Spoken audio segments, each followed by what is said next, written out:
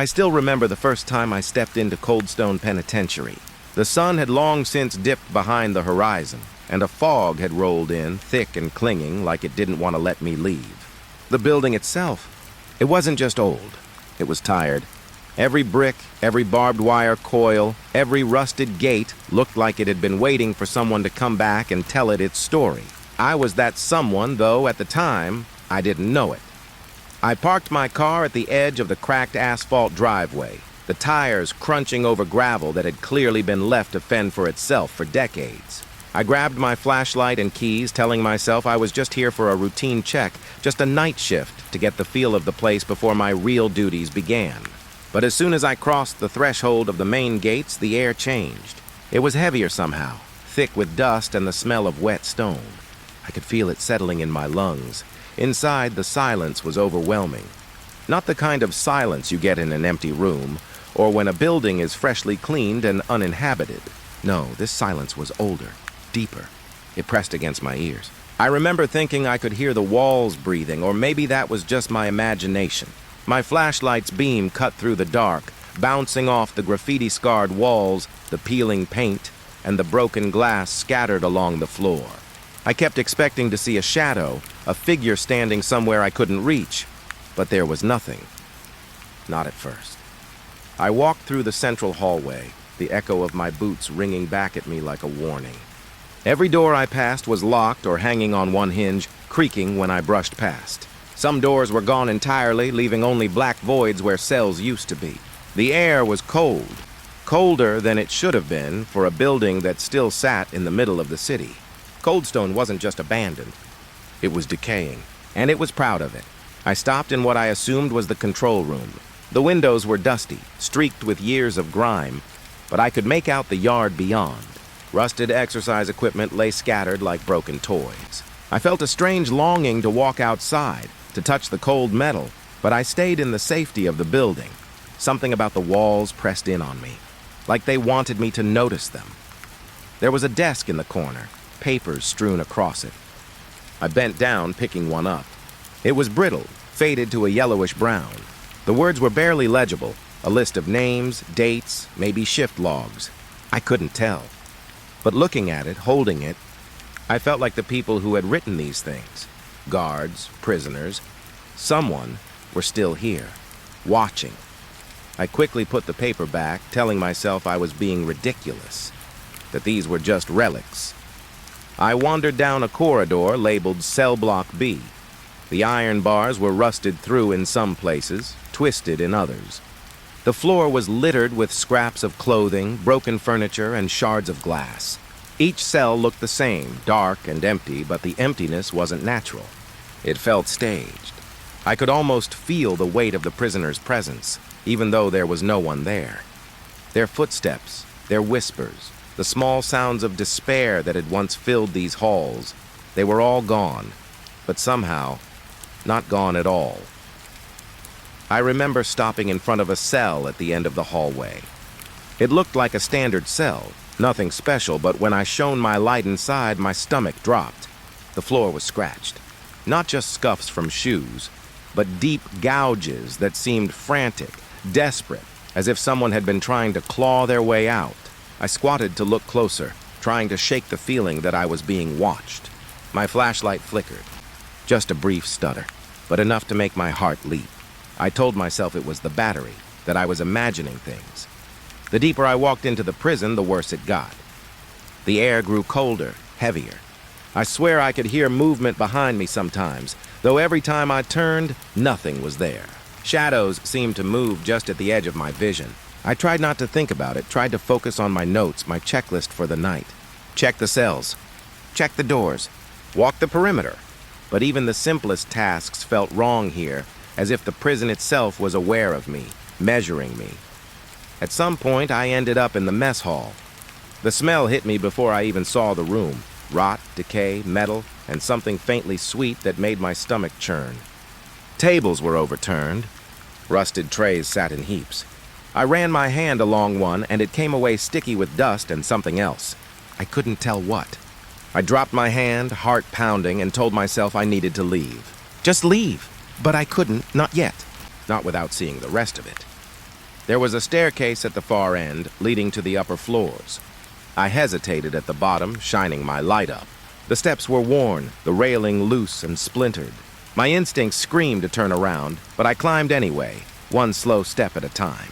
Every creak echoed through the empty halls, bouncing back at me like laughter. At the top, the corridor stretched endlessly. Every door looked the same, cracked, locked, peeling paint. Some of them were open, just slightly, like someone had left them ajar on purpose. One door caught my eye. It was at the very end, smaller than the others, almost hidden in shadow. I didn't want to go there, but I did. Something in me couldn't resist. Inside, the room was empty, save for a single chair in the center. I shone my light on it. It wasn't moved, but I could feel it. The energy. Like it had been waiting for me. I took a step closer and felt a chill rush past me, the kind that makes your skin crawl and your teeth chatter at the same time. I backed out slowly, trying to convince myself I was overreacting. I had seen abandoned buildings before. Old warehouses, factories, even smaller jails. But Coldstone was different. It wasn't abandoned. It was alive. Not in a living, breathing way, but in a way that felt aware of me, that measured me, that remembered me long before I got here. I finally made my way back to the main hall, exhausted and trembling. My flashlight was flickering now, dying, and I didn't have a spare. I set it down, leaned against the wall, and tried to steady my breath. My mind raced with thoughts. Should I call it a night? Should I leave? But something kept me there. I didn't know what. Curiosity? Fear? Or some unspoken pull that I couldn't resist? As I sat there in the middle of that empty hall, I realized I wasn't alone. I don't mean another person. I mean the building itself. Coldstone was watching. Every sound, every shadow, every creak, it was aware of me. And I knew deep down that this first night wasn't just an introduction. It was a warning. I stayed until the first hint of dawn, until the sky outside the broken windows lightened just enough to give me some comfort. And yet, even in the pale morning light, I could feel it. That weight, that presence. Coldstone Penitentiary wasn't abandoned, not really. Not in the way I thought. And I knew even then that I would be back. I thought I was getting used to Coldstone Penitentiary. I told myself that as I picked up my flashlight and started another round, walking the same hallways I'd explored the night before. Maybe it was familiarity I was clinging to. Or maybe I just wanted to convince myself that I could handle it. But the moment my boots hit the floor, that uneasy weight returned, pressing into my chest like the walls themselves were leaning in, waiting to see if I'd crack. I tried to focus on my checklist, check the doors, inspect the cell blocks, make notes about damage, anything that could pass for routine. But the silence was different tonight. It wasn't quiet like yesterday.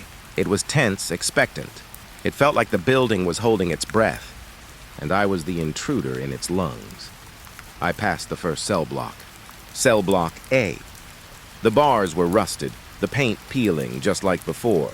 But this time I could feel something shift behind me, a subtle movement in the darkness. I told myself it was my imagination. Maybe a rat, or the wind through a broken window. But when I glanced back down the hallway, nothing was there. Still, I felt it, the sense that I wasn't alone. I quickened my pace, trying to shake it off. My boots echoed sharply against the concrete floor, and with every step, I thought I heard another echo. Like a second pair of footsteps, lighter than mine, hesitant but deliberate. I stopped, listened. My own heart pounded in my ears. I turned slowly, swinging the flashlight behind me. The beam cut through the black, bouncing off the iron bars, the broken windows, the jagged remnants of doors. Nothing, just shadows stretching along the walls. I started walking again. Step by step, I tried to convince myself that I was being silly, that it was a trick of acoustics, or maybe my own paranoia talking. But then I heard it again. Footsteps, behind me. Not the hollow echo of my own steps, but distinct, deliberate, following the rhythm of mine. I froze. My stomach turned. I turned slowly, flashlight cutting a thin line of light across the corridor. Nothing. I told myself to keep going. Just a maintenance worker, a rat, a draft. Anything but what my mind was screaming. Someone, or something, was behind me. The corridor seemed to stretch longer than it had before. The shadows deepened, pressing against the edges of my vision. The footsteps persisted, keeping pace. I tried quickening mine, but they matched me, never getting closer, never falling behind. It was almost playful, taunting. I reached Cellblock B. The doors hung crooked, some off their hinges, others just barely clinging to the frame. I checked each cell, shining my light into the darkness. Empty. Just empty cells, dark and still. I tried to focus on my breathing, slow it down, remind myself that it was just a building, old and creepy. But the footsteps hadn't stopped. They were patient, waiting. I stopped in the middle of the hallway, every muscle in my body tense. "Who's there?" I whispered. My voice sounded foreign, small, swallowed by the ceiling high above me. The echo came back altered, almost human, but not mine. A faint shuffle answered me. I swallowed hard. I walked on, faster now, heart hammering, flashlight trembling in my grip. The air seemed colder, sharper, as if it was trying to warn me. The shadows along the walls weren't still anymore. I could see them move slightly just at the corner of my vision, shifting when I wasn't looking directly. At the end of the hall, a door marked solitary confinement loomed. I almost didn't notice it the first time, but now it drew me in, the shadows around it darker, almost liquid. The footsteps behind me grew louder, more confident, like someone enjoying the chase. My chest tightened. I shone the flashlight at the door, and for a brief second, I thought I saw someone standing just inside, too dark to make out, motionless. I blinked. Nothing. Just the door. The darkness. My imagination, or whatever was following me, laughing silently. I moved past the door, trying to stay rational. I kept telling myself that Coldstone played tricks on people. The air moved strangely through broken windows. Floors shifted, echoes bent. I'd seen it in other abandoned buildings. But this felt personal. The footsteps weren't random. They were deliberate, mimicking me, anticipating my movements. I entered the mess hall. The overturned tables, the rusted trays, the lingering smell of rot. Everything looked the same as last night. Yet the moment I stepped inside, the air changed again. Denser, pressing down. I felt eyes on me. Not literally, but in every nerve ending. In the tiny hairs on the back of my neck. I spun my flashlight around, seeing nothing, but the echo of a footstep answered me from the far end of the room. One step, then another. Pause, then one more. I could feel it. Someone or something was moving closer, not fast. Not aggressive, just following, waiting, studying. My pulse raced. My palms were sweaty, gripping the flashlight like it was a lifeline. I wanted to leave, run, but my legs felt heavy, glued to the floor. I whispered to myself again, "It's nothing. Nothing is here. You're fine." I edged toward the exit door. It led to the upper floors. Each step on the stair creaked loudly, making my heart jump. I glanced back once. The hallway behind me was empty, or at least it appeared empty. But I could feel the rhythm of those footsteps, syncing with mine, lighter, patient. Not chasing, not attacking, just present. I reached the upper corridor. Cellblock C stretched out before me. The paint on the walls was peeling in long strips, curling like the edges of old photographs. I moved slowly, shining my flashlight down each cell. The darkness seemed to breathe, expanding and contracting as if the building itself inhaled and exhaled. The footsteps were closer now. I could hear them in the concrete, a whisper beneath my own steps. I stopped in front of a cell. Something made me glance down. A small scuff mark, fresh-looking, scratched into the dust on the floor. Not mine. My chest tightened. My mind screamed. I whispered, "I'm alone here. I'm alone." But the echo didn't answer. The footsteps did. 1, 2, 3, matching mine again. I moved forward, faster now, but the hallway stretched unnaturally long. Shadows pooled at the far end, twisting, stretching, forming shapes my mind couldn't process. And then I saw it, or I thought I did. A figure, low and hunched, almost blending into the shadows. I froze. The flashlight shook in my hand. My breath caught. The figure didn't move, didn't make a sound. But I felt it. Its awareness. Its attention locked onto me. I turned to run. The footsteps accelerated behind me, no longer patient. Not a chase, not yet. Just pressure, like the air itself was trying to push me down. I stumbled, catching myself against the wall, heart pounding. The flashlight fell, and the beam rolled across the floor in a frantic circle. Shadows danced, stretched, pulsed, and in one moment I could swear I saw a face, not fully formed, but enough. Eyes, watching, waiting. I scrambled to pick up the flashlight, fumbling, hands shaking, chest heaving. The corridor was empty again. Just empty, and yet I could feel it. Every nerve in my body screaming that it hadn't gone anywhere, that it was still there, behind me, following me, waiting.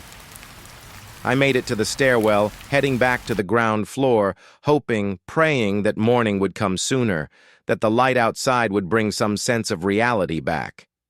Each step echoed, and sometimes, just sometimes, I thought I heard the second set of steps again. Quieter now, patient again, watching, learning. When I finally reached the main hall, I collapsed against the wall. My chest heaved, sweat running down my back despite the cold air. I told myself it was my imagination, a trick of the mind, stress, maybe the old floorboards settling. But deep down I knew better. I had never felt anything like this before. Coldstone wasn't just empty. It was alive in a way I couldn't understand, and it had noticed me. I sat there for what felt like hours, listening, waiting, hoping the footsteps wouldn't return, but knowing they would.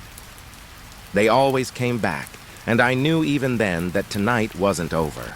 Not even close. I had been at Coldstone Penitentiary long enough by now to know that the place didn't reveal its secrets easily. Every corridor, every cell, every shadowed corner felt like it was testing me, measuring me. But nothing could have prepared me for what I found that night, the forgotten cell. I was walking through the upper floors, flashlight beam cutting through the thick darkness. My boots echoed softly against the concrete, and I tried to keep my mind busy, listing the cells I had already inspected, the doors that were broken or off their hinges. It was my way of convincing myself that I was in control. But control is an illusion in places like Coldstone. The hallway stretched endlessly, doors on either side, peeling paint curling off the walls like dead skin. I rounded a corner I didn't remember seeing before. That's when I saw it. A door unlike the others. Smaller, older, heavier, with iron reinforcements that looked older than the prison itself. It was almost as if it had been built to be forgotten, and yet here it was, staring at me from the shadows, daring me to notice it. I hesitated. Every instinct in my body told me to walk past, to ignore it. But something made me stop. I reached for the handle, cold and rusted, and it turned with a soft click. The door opened into darkness, and my flashlight barely reached the far wall. My stomach twisted. I shouldn't be here. No one was supposed to know this cell existed. I stepped inside, the air immediately different. Stale, heavy, the kind of air that makes your chest ache when you breathe it. Dust hung in the beam of my flashlight, swirling lazily as I moved. The floor was covered in debris, broken furniture, scraps of cloth, and what looked like paper, yellowed and crumbling. I bent down to pick one up. It was a notebook, the cover tattered, the pages filled with handwriting so small and cramped it was almost unreadable. As I flipped through it, my stomach sank. Names, dates, notes about behavior, punishments, and observations that felt clinical, detached, but the words carried weight. They carried the fear of the person who wrote them and the despair of those who were watched. I could feel it radiating from the pages, a residue of suffering that made my hands shake. I closed the notebook quickly, shoving it back into the pile. I didn't want to read more. I didn't want to know. I moved deeper into the cell. The walls were bare concrete, cracked in places, but there were marks that didn't belong to the natural decay of a building. Scratches, long and desperate, running in patterns too frantic to be random. I ran my fingers over them. Fresh? No. Old. But the way they were carved, it was as if whoever made them had been trying to leave a message. A warning. I felt my heart skip a beat. At the far end of the cell was a cot, its mattress shredded, springs sticking out like broken teeth. On it lay a tattered blanket, stiff with age and neglect. I hesitated before touching it, but I couldn't resist. My fingers brushed the fabric, and a shiver ran up my spine.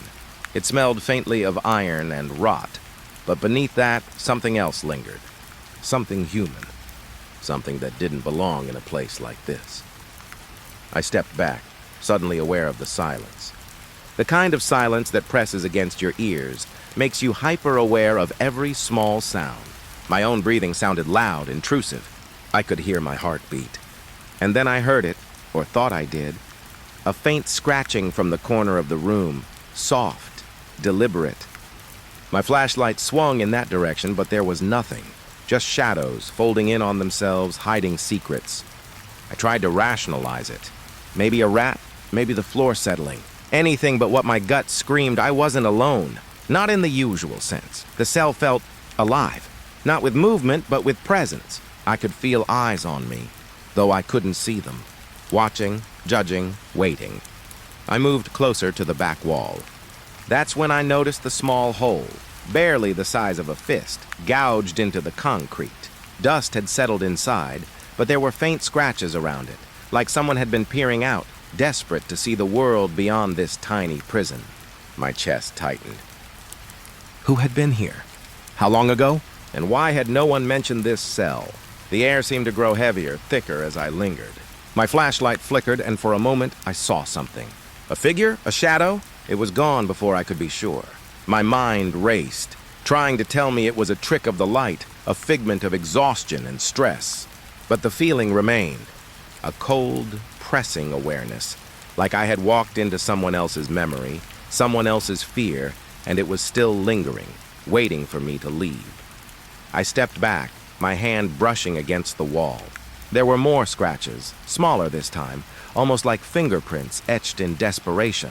I traced them with my fingers, and a sudden dizziness washed over me. Memories, or what felt like memories, flashed through my mind, faces twisted in fear, muffled screams, whispers of names I couldn't hear clearly. I stumbled, catching myself against the wall, breath coming in short, shallow bursts. The cot creaked.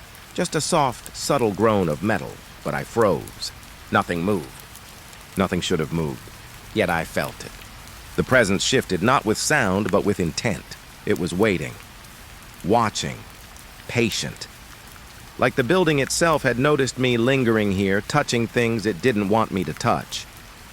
I turned my flashlight toward the door. I should leave. I should run. But my curiosity, that foolish part of me that had brought me to Coldstone in the first place, made me linger. I wanted to understand. I wanted to know what had happened here. But the more I looked, the more I realized I didn't want to know. Some things aren't meant to be seen. Some memories aren't meant to be touched. I crouched near the corner, trying to steady my breathing. The shadows seemed to press closer, the silence deepening. I could feel it more strongly now, the residue of every person who had been here before me. Guards, prisoners, forgotten souls. They weren't active, not yet, but they were present. In the scratches, in the papers, in the dust that danced in the flashlight's beam. They were all here, watching, waiting. A sudden gust of cold air swept through the cell. I shivered violently, gripping the flashlight like a lifeline. The beam flickered again, and for a split second I saw the outline of a face pressed against the wall, pale, hollow eyes staring straight at me. Then it vanished, as if it had never been there.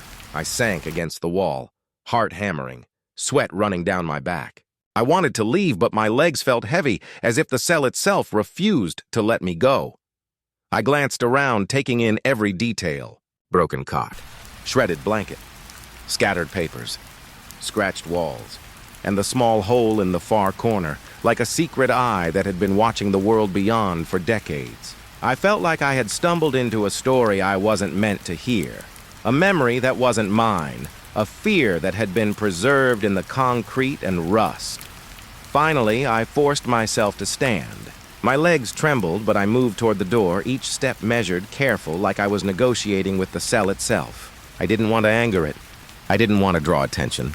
But as I reached the threshold, I turned for one last look. The cot, the wall, the hole, it all seemed to watch me silently. Not in malice, not in hate, just in recognition. I stepped out of the cell and closed the door behind me.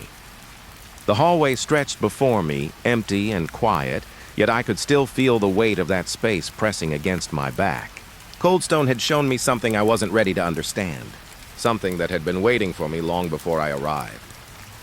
I walked back to the main hall slowly, each step echoing louder than I expected. I told myself I had done enough tonight, seen enough. But deep down, I knew I would return. That cell, that forgotten cell, it wasn't finished with me. And I wasn't finished with it either. I thought I had seen everything Coldstone had to offer. I thought I had grown used to the emptiness, the shadows, the lingering presence in every corner. I was wrong. I was so very wrong. I had returned to the upper floors that night, flashlight in hand, heart pounding, curiosity pushing me further than it should have. The forgotten cell still haunted me. The scratches in the walls and the scattered papers burned into my mind. I thought I would simply walk the hallways again, check the cell blocks one more time and leave. But the prison had other plans. As I moved down the corridor, my boots echoing against the concrete, I noticed the air felt different, thicker, colder, as if the building itself was holding its breath. My flashlight flickered again, and I cursed under my breath. I had to focus. Step by step, cell by cell, I tried to convince myself that it was just an old building, that nothing could be alive in here except rats and the wind. But I knew better. Deep down, I knew that Coldstone was alive in its own way, and tonight, it wanted my attention. I reached the forgotten cell again. I didn't intend to enter it. I just paused. The door, heavier than it had any right to be, loomed before me. I shone my flashlight on it, the beam trembling in my hand. For a moment, I thought I saw the door move slightly, like it was breathing, inhaling, holding its space as if daring me to approach. I told myself I was imagining it. I told myself I was being foolish, and yet I reached for the handle. The moment I stepped inside, the door slammed behind me, hard, violently. The sound reverberated through the cell, shaking the concrete walls and rattling the loose debris on the floor. My flashlight wobbled in my hands, casting jagged shadows across the room. I jumped, heart hammering, and tried the door. Locked. Of course it was locked. Why wouldn't it be? I took a deep breath, trying to steady myself, telling myself that doors in old buildings sometimes stick, that maybe it was just a draft. But I could feel it immediately. The air had changed. It wasn't just cold, it was watching, waiting. A presence pressed against the walls, against my skin, unseen, but undeniable. I shivered, gripping the flashlight so tightly that my knuckles went white. I moved toward the cot at the far end of the cell, trying to calm myself. Each step felt heavy, measured, like the air itself resisted my movement. The shredded blanket and broken mattress seemed to absorb the light, making the shadows deeper, darker. I sat down slowly, my back against the wall, flashlight resting on my knees, and tried to think rationally. Nothing is real. None of this is real. It's just an old prison. Old, empty, abandoned. Then I heard it, a whisper. Soft, barely audible, curling around the edges of my mind. I froze. My heart skipped a beat. Another whisper. This time a little louder, like someone breathing words I couldn't understand. I spun my flashlight around the room. Nothing. No one. Just shadows, folding into each other, alive in the corners where the light couldn't reach. I whispered back. "Who's there?" My voice sounded weak, small, swallowed by the concrete. The whispers didn't respond with words, but with a soft, persistent rustle, like someone or something was moving just out of sight. My stomach knotted. I wanted to run, but the door was locked. My options were gone. I pressed myself against the wall, heart hammering, trying to convince myself to think logically. Maybe it was a rat, a draft, a loose panel in the walls. Anything. But the whispers persisted, circling me, soft and patient, teasing me with sounds I couldn't place. I looked down at the floor. Dust swirled lazily in the beam of my flashlight, disturbed by something I couldn't see. Then I noticed the scratches, more of them. Not just along the walls this time, but etched into the floorboards, curling, sprawling like desperate writing. I traced them with my fingers. They weren't random. They were names, initials, symbols. Whoever had been here before me had left something behind, something meant to be found, or perhaps something meant to warn me. I could feel the presence shifting, moving closer without sound. My flashlight flickered again. And then I saw it, not a full figure, not yet, but the edge of something, just out of reach, dark against the darkness. A shape, pressing, waiting. I felt my pulse race, my stomach drop, but I couldn't look away. The whispers grew louder. I couldn't understand them, but I could feel their meaning clawing at the edges of my mind. They weren't kind. They weren't neutral. They were aware, watching, judging, and they were patient. Far too patient. I moved to the cot, running my fingers along the torn mattress, trying to ground myself. The whispers circled, sometimes closer, sometimes receding, like they were testing me, measuring my fear. I remembered the notebook from the last visit, the desperate writings, the names, the notes. I wondered if these whispers were echoes of the same people, or something worse, something born from the prison itself. I tried to rationalize it. Maybe this was just fear, exhaustion, the long nights spent alone in this place. But the cold pressing into my chest, the way the shadows seemed to lean toward me, told a different story. Coldstone wasn't just empty. It was alive in the memories it had absorbed, the suffering it had witnessed. And now it wanted me to feel it. Time stretched. Seconds became minutes, minutes became hours, though I had no way to measure them. The whispers continued, soft, insistent, curling around my skull. My flashlight flickered again, and I thought I saw eyes. Just for a moment. Pale, hollow, observing. Then gone. But I could feel them. Always there in the corners, in the air, pressing into my mind. I pressed my back against the wall, trying to calm myself, telling myself that if I stayed still, if I waited, the door would eventually give way. But there was no door. Not yet, and the whispers. They were patient enough to wait with me, too. I whispered a name. My name, my real name, spoken aloud. The whispers responded almost immediately, faint and distorted, carrying a cadence that wasn't my own. My blood ran cold. Whoever or whatever was here knew me, knew my fear, my curiosity, my foolish decision to come back. I wanted to leave, I needed to leave, but I couldn't. The door wouldn't budge. The shadows wouldn't release me. I tried banging on the door, shouting. Nothing. The whispers continued, a low, sibilant hum now, threading through the room, threading through my skull. I sank to the floor, flashlight clutched to my chest, listening, listening, listening, and the sense of being watched didn't fade. It grew heavier, thicker, pressing down on me, embedding itself in my skin. The realization hit me then, sudden and paralyzing. I wasn't going to leave. Not this night. Not any night. I was trapped, not just physically, but mentally. The cell, the prison, the memories, the whispers, they weren't going to let me go. Not fully. They would follow me, haunt me, embed themselves in my mind. I would never truly escape Coldstone. And then, as the whispers reached a crescendo in my mind, I understood. It wasn't anger that kept them here. It wasn't malice. It was memory, observation. They were witnesses. And now, I was part of the story. I didn't move. I couldn't move. The door slammed again, softly this time like a final punctuation mark, and the whispers receded just enough for me to breathe. But I could feel it. Still watching. Still waiting. Forever. I sat there in the cold, clutching my flashlight, every nerve screaming, every thought spiraling. And I knew with a certainty that made my bones ache that I had crossed a threshold. Coldstone had claimed a piece of me that night. Not physically, but deeper in a way that no one else could see or understand. I was marked by the silence, by the whispers, by the walls themselves. I closed my eyes and tried to block it out. Tried to tell myself it was over, but it wasn't. It would never be over, and even now when I think back to that night, I can feel it. The cell, the whispers, the eyes, watching, waiting, patient, eternal. I shouldn't have gone down that corridor. I know that now. I remember the smell first, sharp and metallic, like iron left out in the sun mixed with damp stone. My boots echoed on the cold floor, and each step felt louder than it should have been, as if the building itself was listening.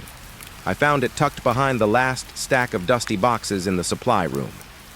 It wasn't much, just a small leather-bound book, frayed edges and a lock that was already broken. But even at first glance, I knew it wasn't ordinary.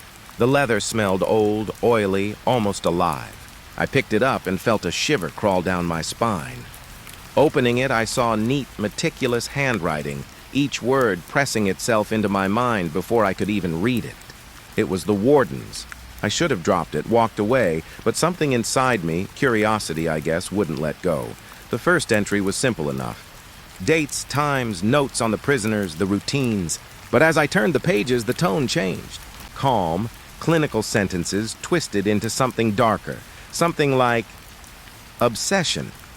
He wrote about tests and improvements, always justifying them, always convinced it was for the greater good.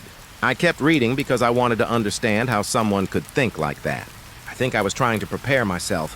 One page had sketches, crude, almost childlike drawings, but horrifying. Faces contorted in pain, eyes too wide, mouths stretched as if screaming silently, limbs bent in ways they shouldn't. My stomach churned, and I had to stop for a second, lean against the wall, catch my breath. It wasn't just the images. It was the care in them, the way he paid attention. The way he seemed proud of it, the entries became darker. The warden wrote about new subjects, the methods he was trying, the results. I could feel his eyes behind the words, following me. He described locking them in tiny cells for days, giving them strange concoctions, watching them react, measuring their fear. I tried to look away, but I couldn't. I was trapped by his voice even though he wasn't there. One page was different. The handwriting wavered, shakier, almost like he was whispering to himself. He described a man who wouldn't cooperate, a prisoner who screamed too much, who wouldn't break. The warden wrote about sitting across from him, watching, listening to the screams, and feeling satisfaction that he could still control it. I felt my hands shake. I couldn't put it down. And then the sketches got worse. Figures without faces, shadows that clung to corners, people with limbs twisted unnaturally, eyes missing but staring at you anyway. I saw something moving in the hallway outside the room and froze. Probably just a rat. Probably. My mind wanted it to be. I started reading aloud, quietly at first. Just to hear something human, I think. The warden's voice invaded mine. He wrote about isolation, the way it changes a person, makes them pliable. How he experimented with silence, darkness, and small doses of fear. My own heartbeat sounded deafening in my ears. The more I read, the more I could hear the walls breathing, the floors settling, the echoes of people who had long since disappeared. One passage made my stomach twist in knots. He described taking a prisoner and locking him in a room without light or sound for weeks. When he finally returned, the man's eyes were gone. He wrote it casually, like listing supplies. Just eyes missing. I slammed the journal shut. My palms were wet. I thought I was going to be sick. But even after closing it, I could still feel the words crawling under my skin, burrowing in. I left the room, trying to act normal. I walked past the other guards, nodded, smiled, and carried on. But the images followed me. In the cafeteria, I imagined the shadows on the walls moving, whispering. In the showers, I thought I could see shapes in the steam, figures standing just behind the curtain. I told myself it was nothing. It had to be nothing. That night, in my small office, I couldn't stop thinking about it. I opened the journal again, just a little, just to remind myself it was real. And there it was, a page that hadn't been finished, words smeared with something dark. It said, "They see what I see. They feel what I feel. Soon everyone will." My chest tightened. I wanted to throw it away, burn it, but my fingers wouldn't let go. I started noticing things I hadn't before. The way the locks on the doors creaked even when they weren't touched. The way footsteps echoed in the hallways at night.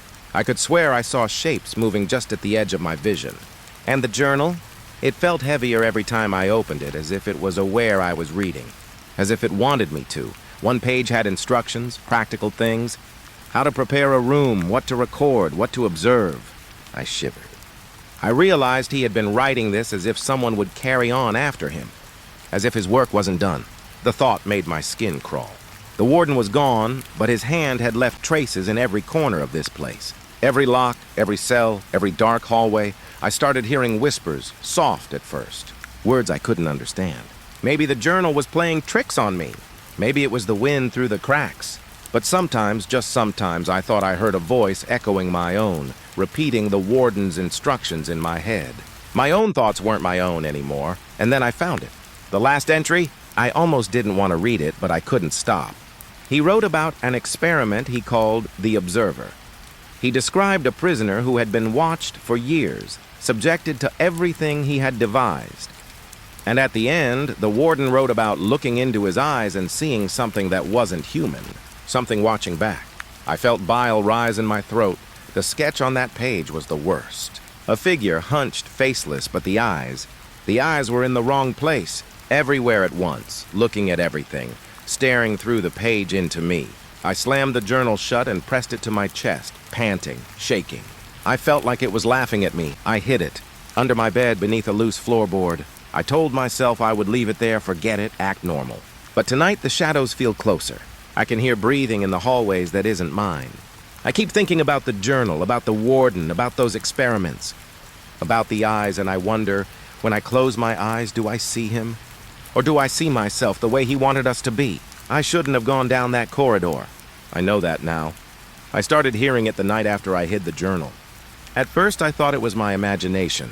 The building is old. Floors creak. Pipes hum. Shadows move, but this was different. It was a voice, low and measured, echoing down the empty hallways. Not a whisper, not a shout, just a command. Clear, deliberate, like someone standing right behind me, though I was always alone. Check the cells. I froze. My hand was on the doorknob. The words had come from somewhere deep in the corridor, bouncing off the stone walls, folding into the shadows. I told myself it was nothing. A trick of the wind, but then it said it again. Check the cells. I froze. My hand was on the doorknob. The words had come from somewhere deep in the corridor, bouncing off the stone walls, folding into the shadows. I told myself it was nothing. A trick of the wind, but then it said it again. Check the cells. I froze. My hand was on the doorknob. The words had come from somewhere deep in the corridor, bouncing off the stone walls, folding into the shadows. I told myself it was nothing. A trick of the wind. But then it said it again. Check the cells. I could feel my chest tightening. My legs wanted to move, but my mind refused. Every fiber of me screamed to run, to leave, to never come back. But I couldn't. I had to know. The corridors stretched on, longer than I remembered. The fluorescent lights flickered, casting brief, harsh shadows that crawled along the walls like insects. I started walking, slowly, every step careful, listening. The voice came again, now sharper, more urgent. Lock them! Keep them quiet! I spun around. Nothing. Just the empty hallway lined with doors that hadn't opened in years. The air smelled cold, musty, and something else, something metallic. I swallowed hard. My hands were shaking. I pressed my back against the wall and tried to convince myself it was only me. Only my mind playing tricks after the journal. But it wasn't just the commands. It was the tone. Calm, clinical, precise. Like the warden was still here, still walking the halls, still watching. The memory of the sketches, the entries, the eyes. They all came rushing back. I could feel them pressing on me, climbing my chest, squeezing my lungs. I tried to leave, but the hallway didn't end. Every door looked the same. Every shadow shifted just out of the corner of my eye. I swear I saw figures standing in the darkness, faces obscured, staring. And always the voice. Observe, record, control. I ran. My boots echoed, loud enough to drown out my own heartbeat, but not the voice. It followed me every step, every turn. I stumbled over something cold on the floor. A chair, maybe a box. I don't remember. I just remember the voice, insistent, relentless. Do it! Now! I pressed my hands to my ears, but it didn't stop. It came from inside my head now, no longer from the walls. The words weren't just commands, they were promises. Promises of fear, of pain, of obedience. I felt my stomach twist, my skin crawl, my mind fracturing along the edges. I ducked into an office, locked the door, and slid down against it. I could hear my own breathing, shallow, ragged, but the voice didn't stop. It didn't need doors. It didn't care about locks. Check the cells, I whispered back, shaking. I can't. Silence. Then it laughed. A low, wet sound that made my teeth ache. Not human, not animal. Something in between. It wasn't coming from the walls anymore. It was coming from me. I slammed my fists against the journal I had hidden under the floorboard. It was heavy, solid, the leather rough under my skin. I told myself that if I destroyed it, the voice would go away. Maybe it would. Maybe it wouldn't. I didn't care anymore. I just wanted it to stop, but the pages wouldn't burn. I tried. Matches, lighters, even the small heater in the office. The journal only blackened, the ink bubbling like tiny blisters on the paper. And the sketches. I could swear the eyes were moving, following me, always watching. I curled up on the floor trying to block it out. But the voice was patient. It didn't rush. It just waited, letting me feel every second of fear, every heartbeat, every shallow breath. And then, soft at first, I began to hear whispers behind the main voice. Hundreds of them, overlapping, speaking too fast to understand. They came from the hallways, from the floorboards, from inside my skull.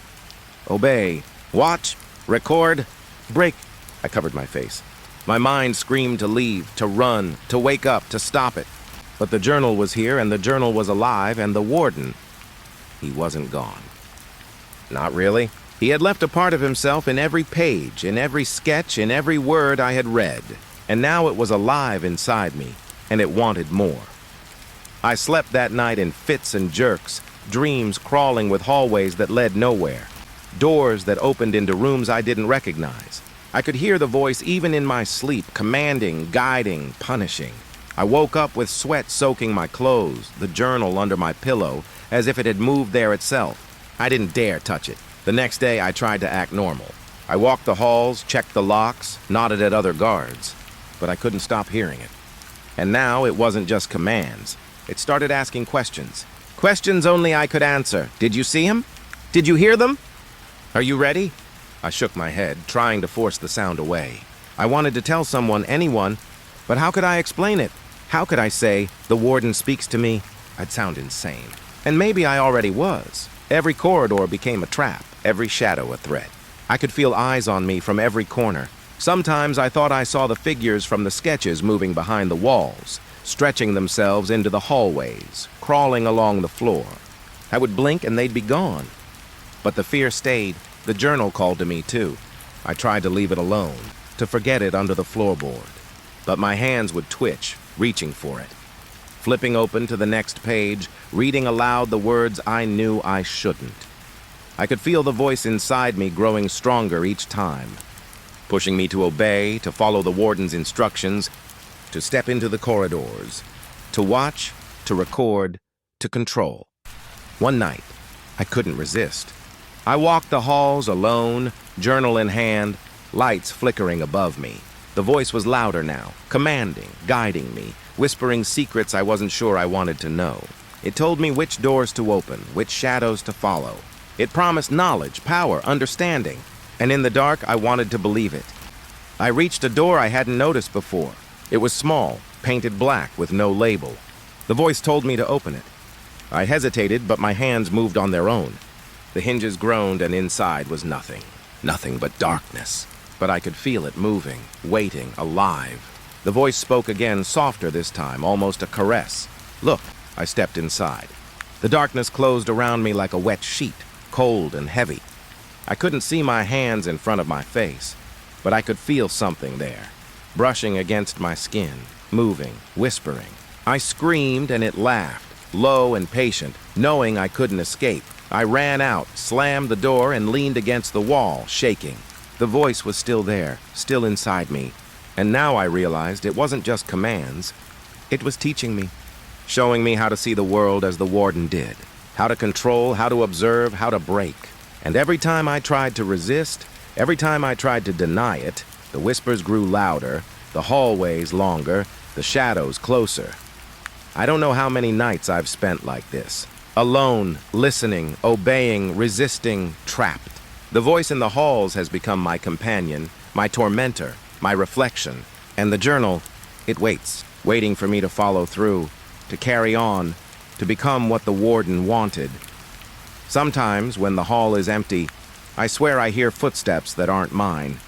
Sometimes I hear laughter that curls under my skin, and I can't tell if it's him or me or something far worse. I can't leave.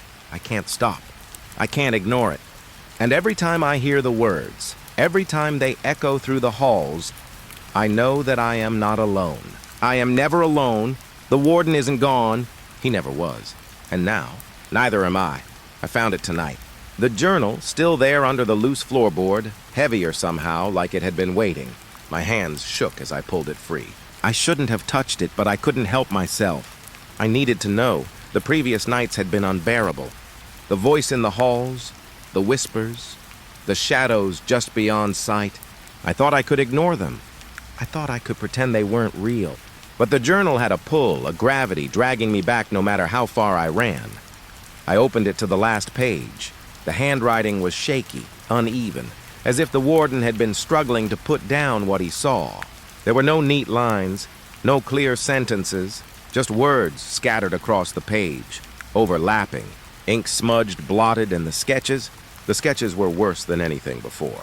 Faces melted into darkness, figures bending at impossible angles, eyes staring from places they shouldn't exist. I felt my chest tighten. I wanted to look away. I wanted to throw the journal across the room, burn it, bury it. But my hands wouldn't obey. My eyes were glued to the page. The last entry began like the others, a log of experiments, observations, procedures. But it didn't end. It just stopped, abruptly. No signature, no date, nothing. It was unfinished, hanging in the air like a question without an answer. And then I heard it, a low murmur at first, almost too faint to notice but growing. Not in the journal, not on the page, somewhere in the room, somewhere inside me. The voice, calm, precise, expectant. Observe. I dropped the journal. It hit the floor with a dull thud.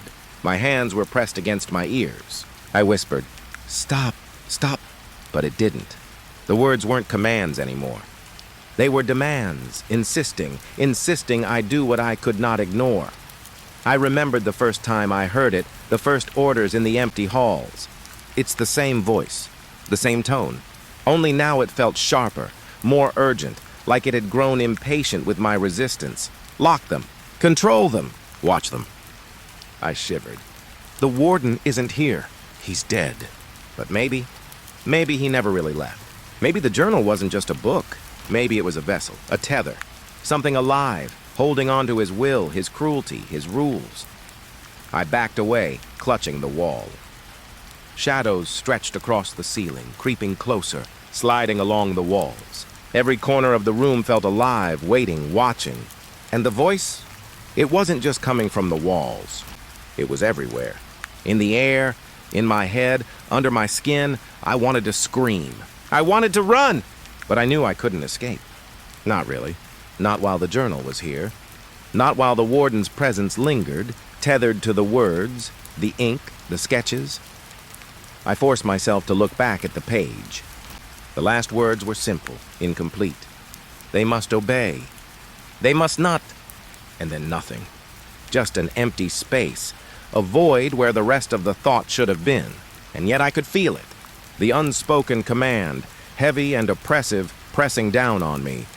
I realized then that the warden's cruelty wasn't just in the experiments. It wasn't just in the cells, the drugs, the isolation. It was in the rules he left behind. Rules that demanded obedience, demanded fear, demanded submission. And even without him, even dead, those rules still existed. They were alive, waiting for someone to enforce them. I ran my fingers over the sketches again, the twisted faces, the empty eyes. I could feel them watching me, judging me, daring me to look away. And I wanted to. I wanted to close the journal forever. But my fingers kept turning the pages. Compulsion, curiosity, fear. I don't know what drove me. Maybe all of it at once. I read the final sketches over and over. Figures bending, shadows swallowing faces, hands stretching impossibly long. Each time I looked, the figures seemed to shift, just slightly, like they were breathing, like they were waiting for me, and then I heard footsteps. Not mine. Not the usual echoes of the building settling. Real footsteps, slow, deliberate, pacing just beyond the door. My heart pounded. I told myself no one was there, that I was imagining it. But the air was too heavy, the shadows too alive. Observe, the voice again. Direct, insistent. And I realized it wasn't just the journal. It wasn't just the building. It was him, the warden.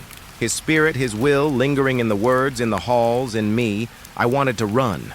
I wanted to throw the journal into the furnace, tear it to pieces, anything to silence him. But I couldn't. Every instinct, every fiber of my being told me to obey, to follow, to continue, and I hated myself for it. I thought of the prisoners, the faces in the sketches, the screams in the pages. I thought of the halls that had no end, of shadows that moved when I blinked, of the whispers that circled in my head. I realized that even without the warden alive, the cruelty he started would never end.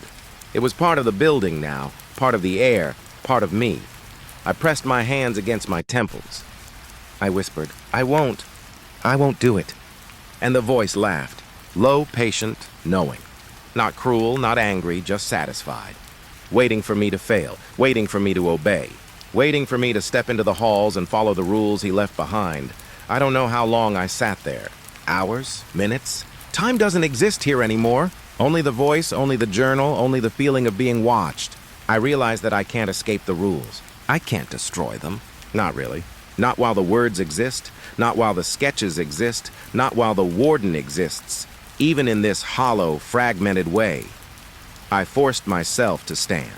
My legs shook, my chest ached, my mind screamed for silence. I picked up the journal, clutching it to my chest like a shield, like a curse. I told myself I would hide it again. I would pretend it didn't exist. I would survive. But I know the truth. I know that the warden's spirit, his cruel rules, they will find a way. They are patient. They are eternal. They don't need him alive. They only need someone to listen, someone to obey, someone to watch. And I can hear the voice now, whispering from the dark corners of the room, curling around my thoughts. Soft, calm, precise. Observe, control, obey. I understand now. It isn't just a book. It isn't just a place. It isn't just me. It's everything. It is him. It is the rules. It is the cruelty that refuses to die. And it is waiting for me to follow through. I shouldn't have touched it. I shouldn't have read it. I shouldn't have gone down those halls. But I did, and now I see. The warden isn't gone. Not really. And if I close my eyes, if I try to forget, if I try to run, the rules will still be here. The halls will still whisper. The voice will still call. I am alone, but not alone. The journal lies open at my feet, the last page unfinished, the sketches staring. And I know I will hear the voice again. I will walk the halls. I will obey the rules whether I want to or not, because the warden's presence, the cruelty, the voice, it does not leave. And I don't think it ever will. They told me Cellblock 9 was closed down years ago. They told me the stories of prisoners who vanished without a trace, and I believed it at first. But standing here now, keys heavy in my hand, I realize how little closed down actually means. The air smells like rust and old sweat, like something the walls themselves have been holding on to for decades. It's quiet, too quiet. Every step I take echoes off the concrete, bouncing down corridors that twist and turn like they want to trap me inside. I was supposed to do rounds, check the perimeter, make sure the cameras worked, and keep an eye on the place while it was being decommissioned. But nothing in my training prepared me for the way Cellblock 9 feels when you're alone. The other guards joke about it, of course. They say, don't let the walls get into your head. But how do you tell someone the walls are already alive? That they move when you're not looking? I tell myself it's just the wind. Or maybe the old pipes creaking. But my gut says something else. Something older, colder. The block itself is smaller than I imagined. 2 floors, 3 tiers, and a dozen cells on each side. All of them empty, their doors hanging open, paint peeling like dead skin.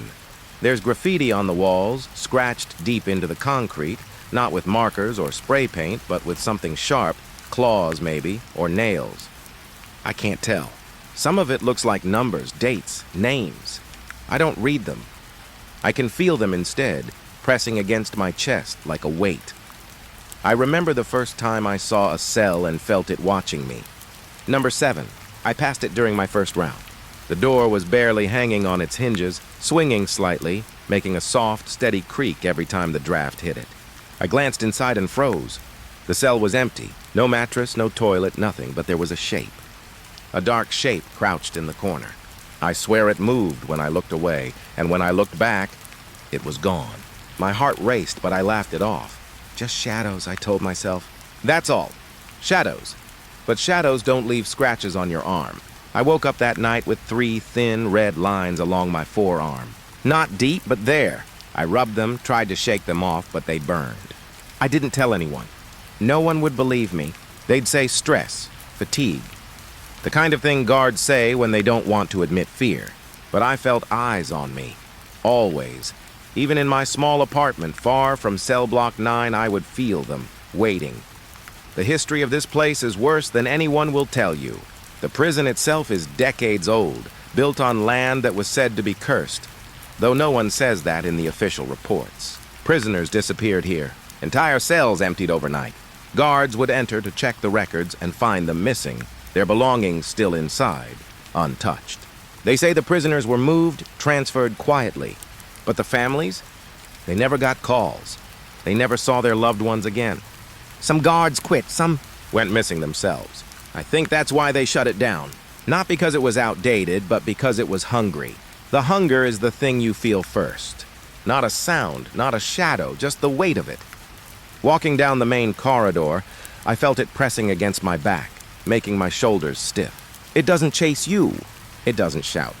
It just waits patient, like a predator that knows you'll tire before it even moves. The walls seem to hum sometimes, a low vibration you don't notice at first. But when you do, it shakes you to your core. It's not a sound you hear. It's a sound that enters you, goes straight into your chest, and settles there. I started keeping a flashlight, even though the overhead lights mostly worked. There's something different in a beam of light. It doesn't reach the corners the way daylight does.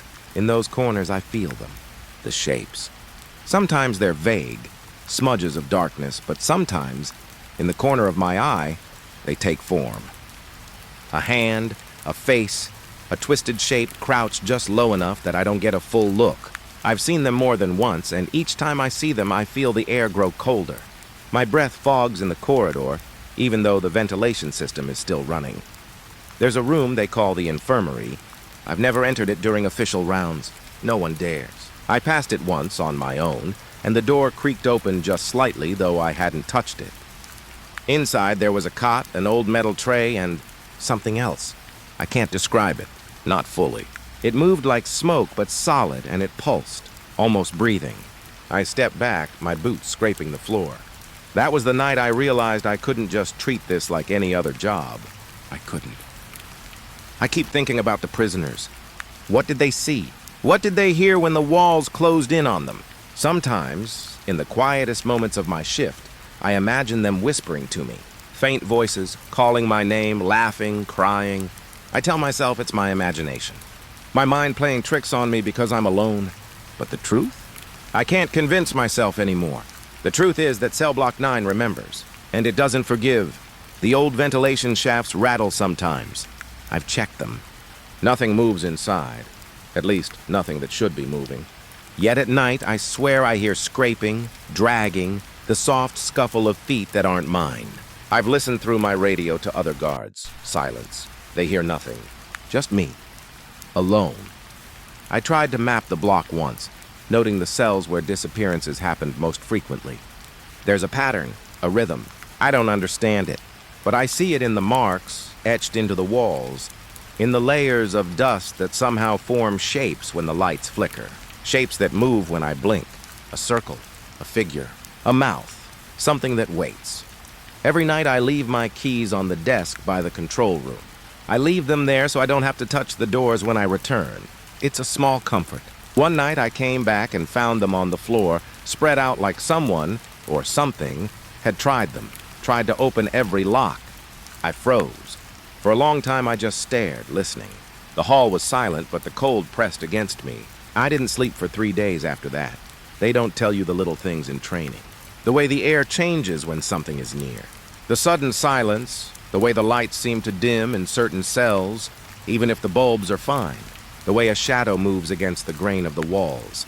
You notice it once, you see it everywhere. It's like a memory you can't forget, etched into your brain, a scar. I've tried to leave. I really have. I've told the supervisors I feel sick, that I can't stay in the block alone. They laughed. They said I'm imagining things, that this is part of the job. They don't understand. They don't feel it pressing on their backs, don't hear the faint scratching when no one else is around. They'll never know the way your own heartbeat becomes a drum in the corridor, keeping time with something older than you, something patient, and I can't quit. Not yet, something keeps me here. I don't know if it's fear or curiosity, but I can't step away. Maybe it's guilt, too. Guilt for being alive while the others vanished. I tell myself I'm keeping watch. That I'm keeping them from whatever it is that took them. But sometimes I think the block doesn't need me. Maybe it wants me. The last guard who disappeared left his radio on the floor, static crackling softly. I found it the next morning. I didn't touch it. I just left it there, on the same cold concrete where he fell. I think of him often. Not as a person anymore, but as part of the place. Part of the memory that Cellblock 9 keeps. And maybe one day I'll become part of it too. So here I am, standing in the middle of a corridor that twists like it's breathing. My flashlight in my hand, my keys in my pocket. Every step I take echoes like the beat of a drum calling something forward. The air smells like rust, old sweat, and waiting. I hear the soft hum of the walls, and I know without a doubt that they are alive, that they remember. That they are hungry, I tell myself I'm fine. I tell myself it's just a job. I tell myself the block is empty. But deep down, I know the truth. I am not alone. I have never been alone. And Cellblock 9 has not forgotten me.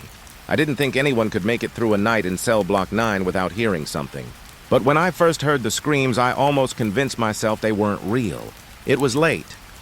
Later than anyone should be awake in a place like this. The corridor was quiet, the overhead lights flickering in their slow, lazy rhythm. And then, through the hum of the old ventilation, I heard it. A scream. Low, strangled, distant. It wasn't loud enough to call for help. Not loud enough to be human. But it was there, and I knew it. My heart picked up, hammering against my ribs, each beat echoing like a warning. I froze. I thought about leaving, calling it a trick of the walls, a shadow of memory creeping into my mind. But curiosity, or maybe something darker, rooted me to the spot. I couldn't just ignore it. I grabbed my flashlight and my keys and started down the corridor where the sound seemed to come from. The scream didn't repeat immediately. It was a single, jagged thing, sharp and broken, disappearing before I could tell if it was real. The walls pressed in closer as I moved.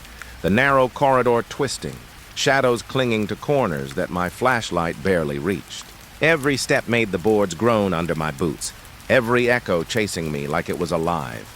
I came to the first tier of cells, number 12. Nothing, just an empty cell. The mattress ripped to shreds, metal bars cold and unmoving. I swallowed hard, telling myself maybe it was my imagination. Then it came again. A muffled scream, almost human this time, but too distorted, too wet, like it had passed through something heavy, something alive. I followed it, careful, trying to stay calm, trying to breathe normally. The scream seemed to move, drifting down the corridor, up a stairwell, then halting just out of reach. My flashlight caught every detail as I passed the cells. Scratches on the walls deeper than before, claw marks. Some marks were fresh, small, thin, angry lines gouged into the paint. I pressed my palm against one and felt warmth. Not the warmth of the sun or even body heat, but a kind of deep, unnatural heat that made the hairs on my neck stand on end. I went up to the second floor. The air grew colder. My breath fogged in front of me even though the temperature hadn't changed. The scream came again, this time closer, almost like it was just beyond the door to the infirmary. I stopped at the threshold. The room was dark. Too dark. I shined my flashlight in, moving it slowly, trying to see the cot, the trays, anything familiar. But the room seemed to absorb the light, swallowing the beam, leaving only shadows. And then I noticed it. Something scratched into the wall above the cot. It wasn't letters, not exactly. Just deep grooves, jagged, like someone had clawed at it desperately. I traced them with my finger and my skin crawled. The scratches formed a shape, maybe a word, but I couldn't read it. My mind refused to make sense of it. I backed out slowly, my flashlight trembling. The air was heavier here, thick with something metallic, coppery. My stomach churned. I moved down the hall again, following the faintest echoes. Each scream, each muffled sound, led me somewhere new. I opened a cell door. Nothing. I checked another. Empty. Yet everywhere I went, signs were left behind. A boot print in the dust that wasn't mine. A smear on the wall that looked like blood, but dried decades ago. A whisper of movement in the corner of my eye. Always there, retreating when I looked directly. I paused in front of cell 17. The door hung open, swinging slightly. The scream came from inside. I swallowed hard and stepped closer. My flashlight flickered and died for a moment, leaving me in pure darkness. And then I heard breathing. Shallow, fast, ragged. Not my own. My heart was hammering, my hands shaking. I fumbled with the flashlight until it sparked back to life, the beam cutting across the room. The cell was empty. No one there.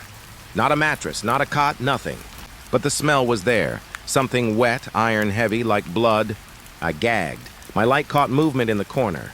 A shadow, or maybe a stain, but it shifted when I blinked. I swear I saw a shape crouched there, watching me. It didn't run, didn't move toward me, just waited. And then it vanished. I stepped back, my mind racing. Every instinct screamed at me to leave, to run, to forget what I heard. But the block doesn't let you go that easily. The walls groaned like they were sighing in disappointment. I moved toward the stairwell, thinking I'd regroup, maybe call it in. That's when I saw the marks on the floor. Tiny handprints, pressed deep into the dust, leading down the stairs away from the cell. Small, human, but impossible. No one could have made them. And they were wet, glistening as if fresh. I followed them. The screams had stopped, but I didn't need them to guide me anymore. The handprints were enough. They led me down into a basement I didn't know existed. A maintenance area, I thought, until I saw the doors. Heavy steel, locked from the inside. The smell was worse here. Coppery, thick, with the added layer of something rotting. I pressed my ear to the door and froze. A soft scratching. Nothing else. I didn't hear screaming, but I felt it. Felt the presence of someone or something inside. I banged on the door. "Hello?" My voice echoed down the empty hall. Nothing, just silence. And then faintly a whisper. My name. Just one syllable, stretched and broken. I stepped back, my flashlight shaking. The handprints led right to the door. My fingers brushed the cold metal and I felt heat, pulsing, like the door itself was breathing. I ran back upstairs, trying to convince myself it was over, that nothing followed me. But the block doesn't let you convince yourself. The air shifted behind me, heavier, colder. And then I heard it again. A scream, muffled, wet, inhuman, coming from a cell I had just passed. I turned slowly. The door to cell 22 was ajar. I swear the door moved on its own, swinging like it had just been pushed. I stepped inside. Nothing. Absolutely nothing. But there were scratches, long, deep ones running along the walls. And footprints, small footprints leading toward the corner, then stopping abruptly. No one there, just shadows. I shined my flashlight around. For a moment, I thought I saw movement in the shadows, something crouched, hunched. I blinked. Gone. I've learned not to trust my eyes here. Not anymore. They lie. They warp. I've started relying on the feelings instead. The pressure, the weight, the subtle shifts in air. And right now, the air was thick, alive, pressing against my chest, like someone or something was leaning into me from the darkness. I moved back to the corridor. My keys rattled in my pocket. My flashlight flickered. I thought about calling it in, reporting it. But who would believe me? The stories I've heard, the guards who disappeared, none of them left evidence that made sense. They just vanished. And I know now I could be next. Or maybe I'm already part of the block. Maybe it's been watching me all along, waiting until I realized it wasn't empty. I returned to the first floor, to the cell where I first felt it watching me, number 7. The door was closed this time. I didn't touch it. I didn't need to. I could feel the weight behind it, heavy, patient, alive. I pressed my ear to the cold metal and listened. Silence, and then a soft sound, almost a sigh. A breath, and beneath it, faintly, the scratches of fingernails, moving back and forth on the wall. I don't know what lives in Cellblock 9. I don't know if it's a prisoner, a ghost, a memory, or something older, hungrier. I only know that the screams are real. They are not echoes. They are not tricks. They are alive, and they are waiting. I walked the rest of my round slowly, every step measured. The block seemed to shift around me. Corners I had passed now seemed longer, darker. Shadows moved where they hadn't been before. I kept my flashlight close, my keys closer. I whispered to myself to stay calm, to remember that I'm trained, that I'm human. But even as I whispered, I felt it. The eyes. Always the eyes. Watching, waiting. By the time I finished my rounds, I didn't feel relief. I didn't feel safe. I felt changed. The block had gotten under my skin, into my thoughts, making me doubt my senses, my sanity. The screams might never come again, or they might come tomorrow, or in an hour, or when I least expect it. And I know I will follow them because I cannot ignore them. Not anymore. Not ever. Cellblock 9 is alive. It breathes in shadows. It remembers every whisper, every sound, every fear. And it is hungry. I don't know how much longer I can last here. I don't know if I even want to leave anymore, because the screams are part of me now just as much as I am part of the block. And tonight, as I lie awake listening for the next one, I understand something I didn't before.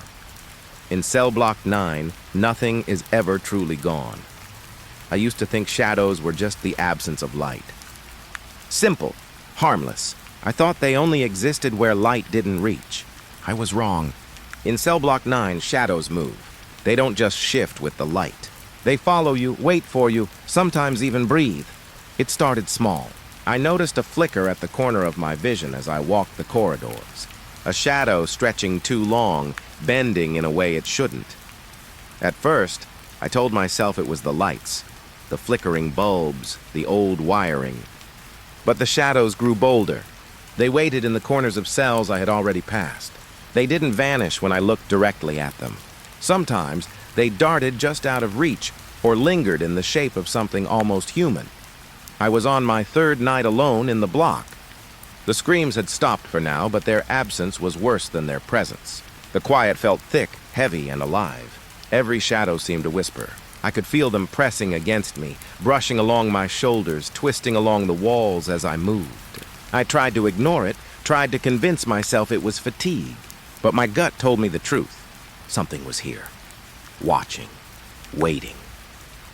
I walked past cell 7, the one I had first felt it in. The door was closed, though it hadn't been when I left the night before. My flashlight cut through the darkness, revealing the bars, the peeling paint, the scratches that were newer than any I remembered. And then I saw it. A shadow on the floor. It wasn't cast from anything above. It moved independently, stretching, coiling, bending. I froze. My hand tightened on my flashlight. I called out. "Hello?" My voice sounded hollow in the corridor, swallowed by the walls. Nothing answered.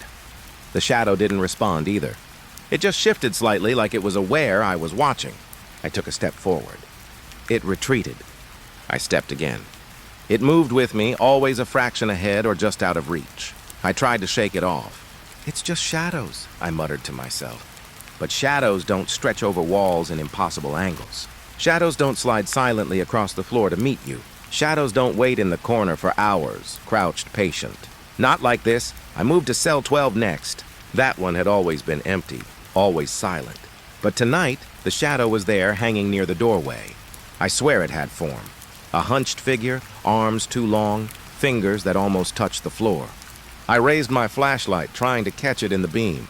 The light danced across the walls, the floor, the ceiling, but the shadow didn't behave like light. It didn't change. It stayed, dark and solid, watching. I blinked, and it was closer. Not moving on its own, but somehow closer. My breath caught in my throat. I tried to speak, but my words died before they left my mouth. I could feel it, not just with my eyes, but in my chest.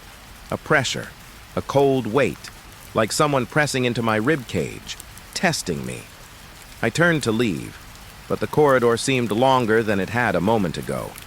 The walls leaned in, the shadows stretching further, reaching for me. Every step I took echoed unnaturally, like the block itself was laughing at me. My flashlight flickered. My keys rattled in my pocket. I felt dizzy, nauseous. I had to keep moving. I couldn't stop. I went down to the first tier, moving as quietly as I could. The block seemed empty, but the shadows followed. Sometimes in pairs, sometimes alone. They crept along the edges of the walls, behind the bars, under the doors. And sometimes I swear they moved through walls.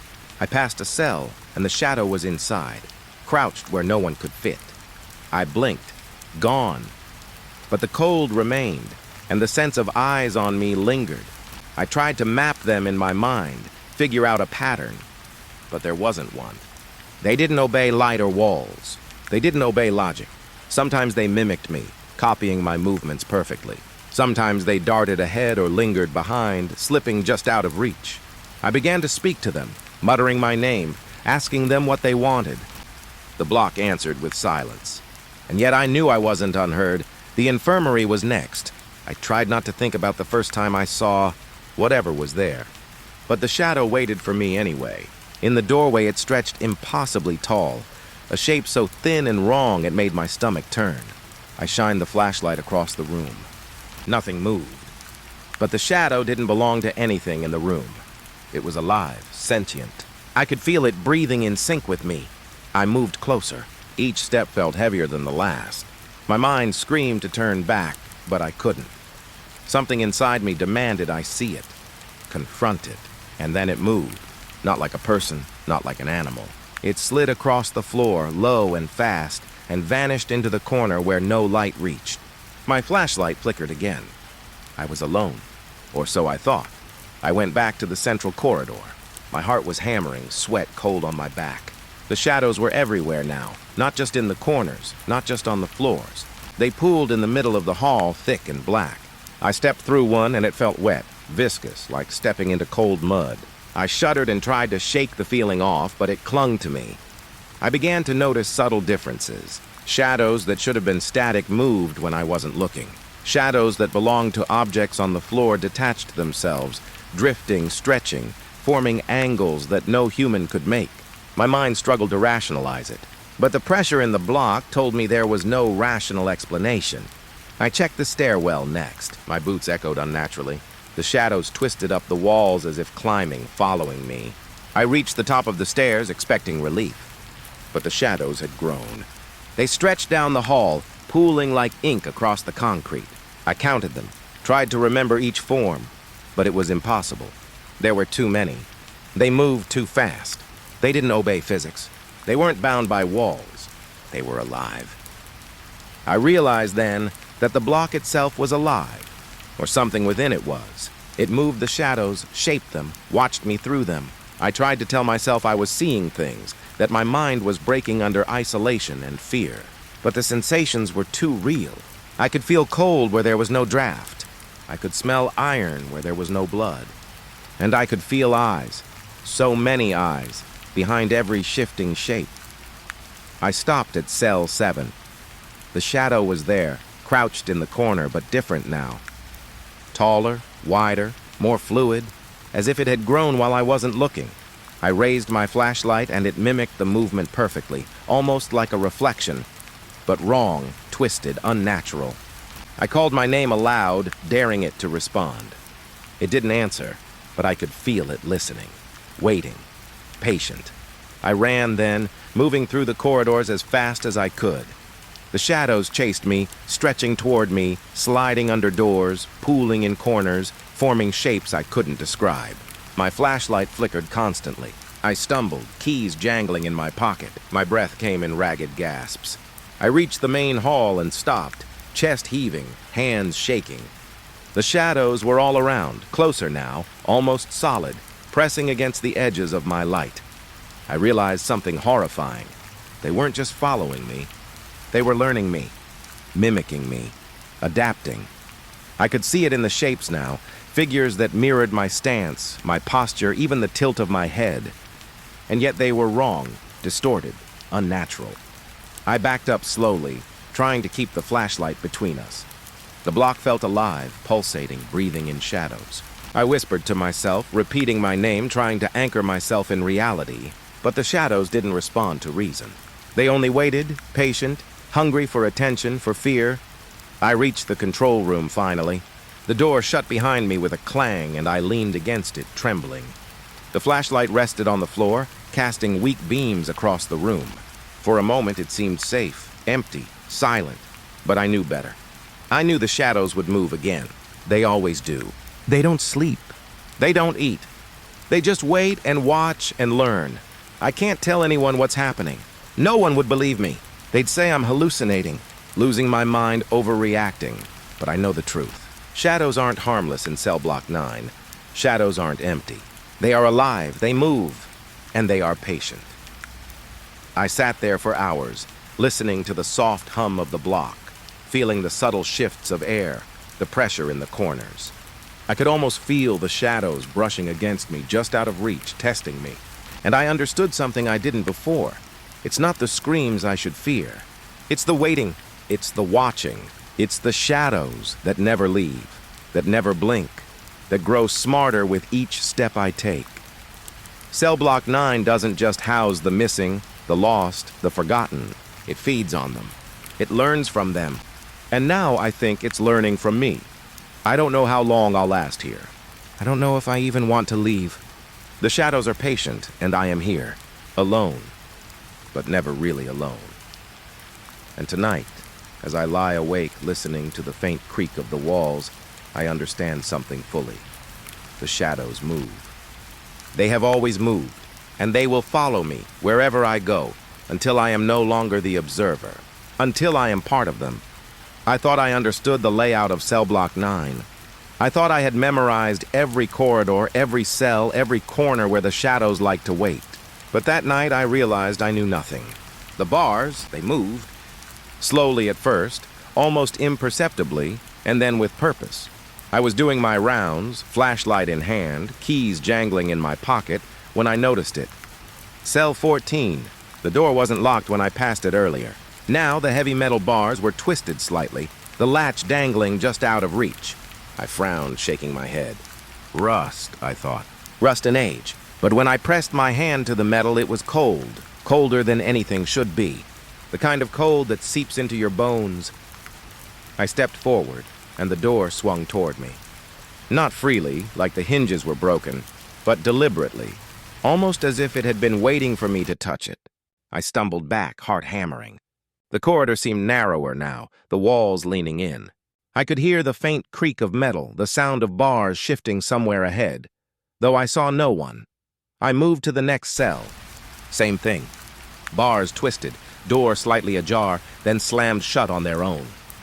I caught my arm in one, the cold biting through my jacket. My flashlight flickered.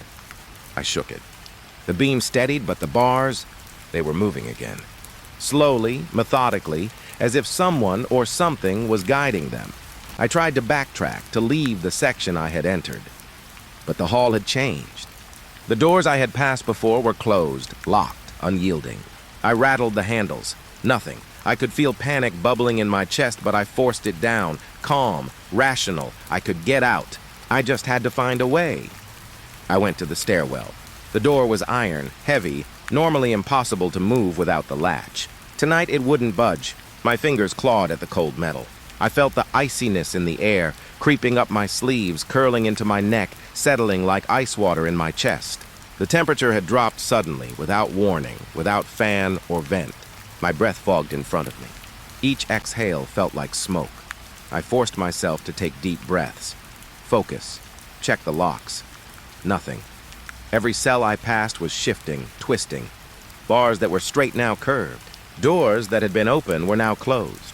It was as if the block itself was alive, reorganizing, corralling me into a corner. I found myself in the center of the hall, flashlight shaking, keys heavy in my pocket. I tried calling out. My voice echoed strangely, stretched thin, almost swallowed by the thick, icy air. No one answered. And then I noticed something on the floor. Footprints, small, bare, pressed deep into the dust. They led toward me from every direction, and yet, when I looked, the floor was empty. The bars moved again. The metal groaned, shifting closer, narrowing the corridor. I tried to duck through one of the cells. The bars seemed to anticipate me, sliding into place, closing off escape. My stomach churned. My chest burned. Fear wasn't enough to describe it. This was something else. Something older, smarter, deliberate. I pressed my back against the wall, trying to catch my breath. The air was icy, thick, almost solid. Every exhale created a small cloud that lingered unnaturally. I could feel the cold crawling under my skin, creeping along my veins. My teeth chattered. My hands shook, and still the bars moved. Slowly, silently, without explanation, I turned down a side corridor, hoping to find the main hall to escape the trap the block had formed. But the layout had changed. Walls seemed closer. Doors appeared where there had been none. And the bars, always moving, always closing in. I could feel them like a cage tightening around me. I tried another cell. I pushed with all my strength. Nothing. The bars didn't budge. And then I noticed the scratches. Fresh, jagged lines along the metal. Fingernail marks. Someone or something had been here, marking its territory. I ran my fingers along them.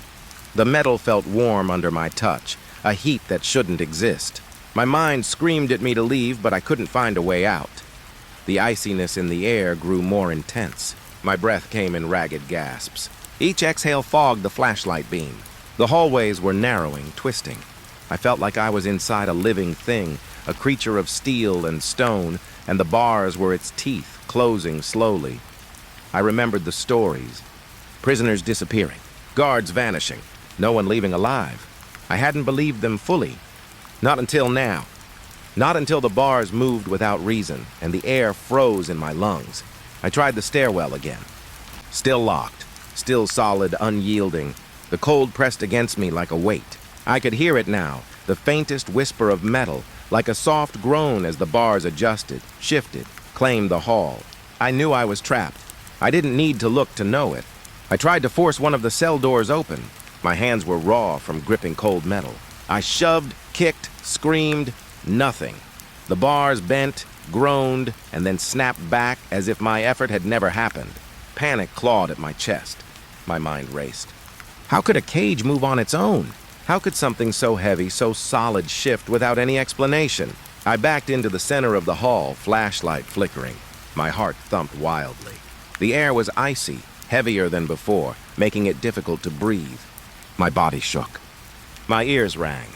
And then I noticed something moving, a shadow across the bars. No, not a shadow, a figure. Just beyond the light, crouched, watching, waiting. I raised my flashlight, but it flickered again, plunging the hall into darkness for a heartbeat. When the light returned, the figure was gone. Only the bars remained, shifting slightly, twisting, closing off the passage behind me. The hall seemed longer than before, stretching impossibly. I was in the center of a labyrinth that didn't exist earlier. I moved slowly, trying to keep calm, to think. The iciness was unbearable now, seeping into my chest, freezing my limbs. I reached out, pressing against the bars, and felt the cold pulse like a heartbeat. The metal was alive. I could feel it contract, expand, guiding me, corralling me, forcing me to the center of the block. I realized then that this wasn't just the block playing tricks. It was alive. The bars, the walls, the hallways, they weren't static. They moved with purpose, like a predator herding prey. And I was trapped, completely, utterly trapped. I pressed on down the hall, trying to convince myself it was only me. Fatigue, isolation, fear twisting my mind. But the marks didn't lie. The holes followed me. The scratches multiplied as I walked. Each one seemed fresher than the last, deeper, more insistent. I could feel a gaze from every side, hundreds of tiny eyes, unseen yet aware. I reached the stairwell. The iciness from the previous nights was back, crawling up my spine, into my chest. My breath came in ragged clouds. I tried to step forward.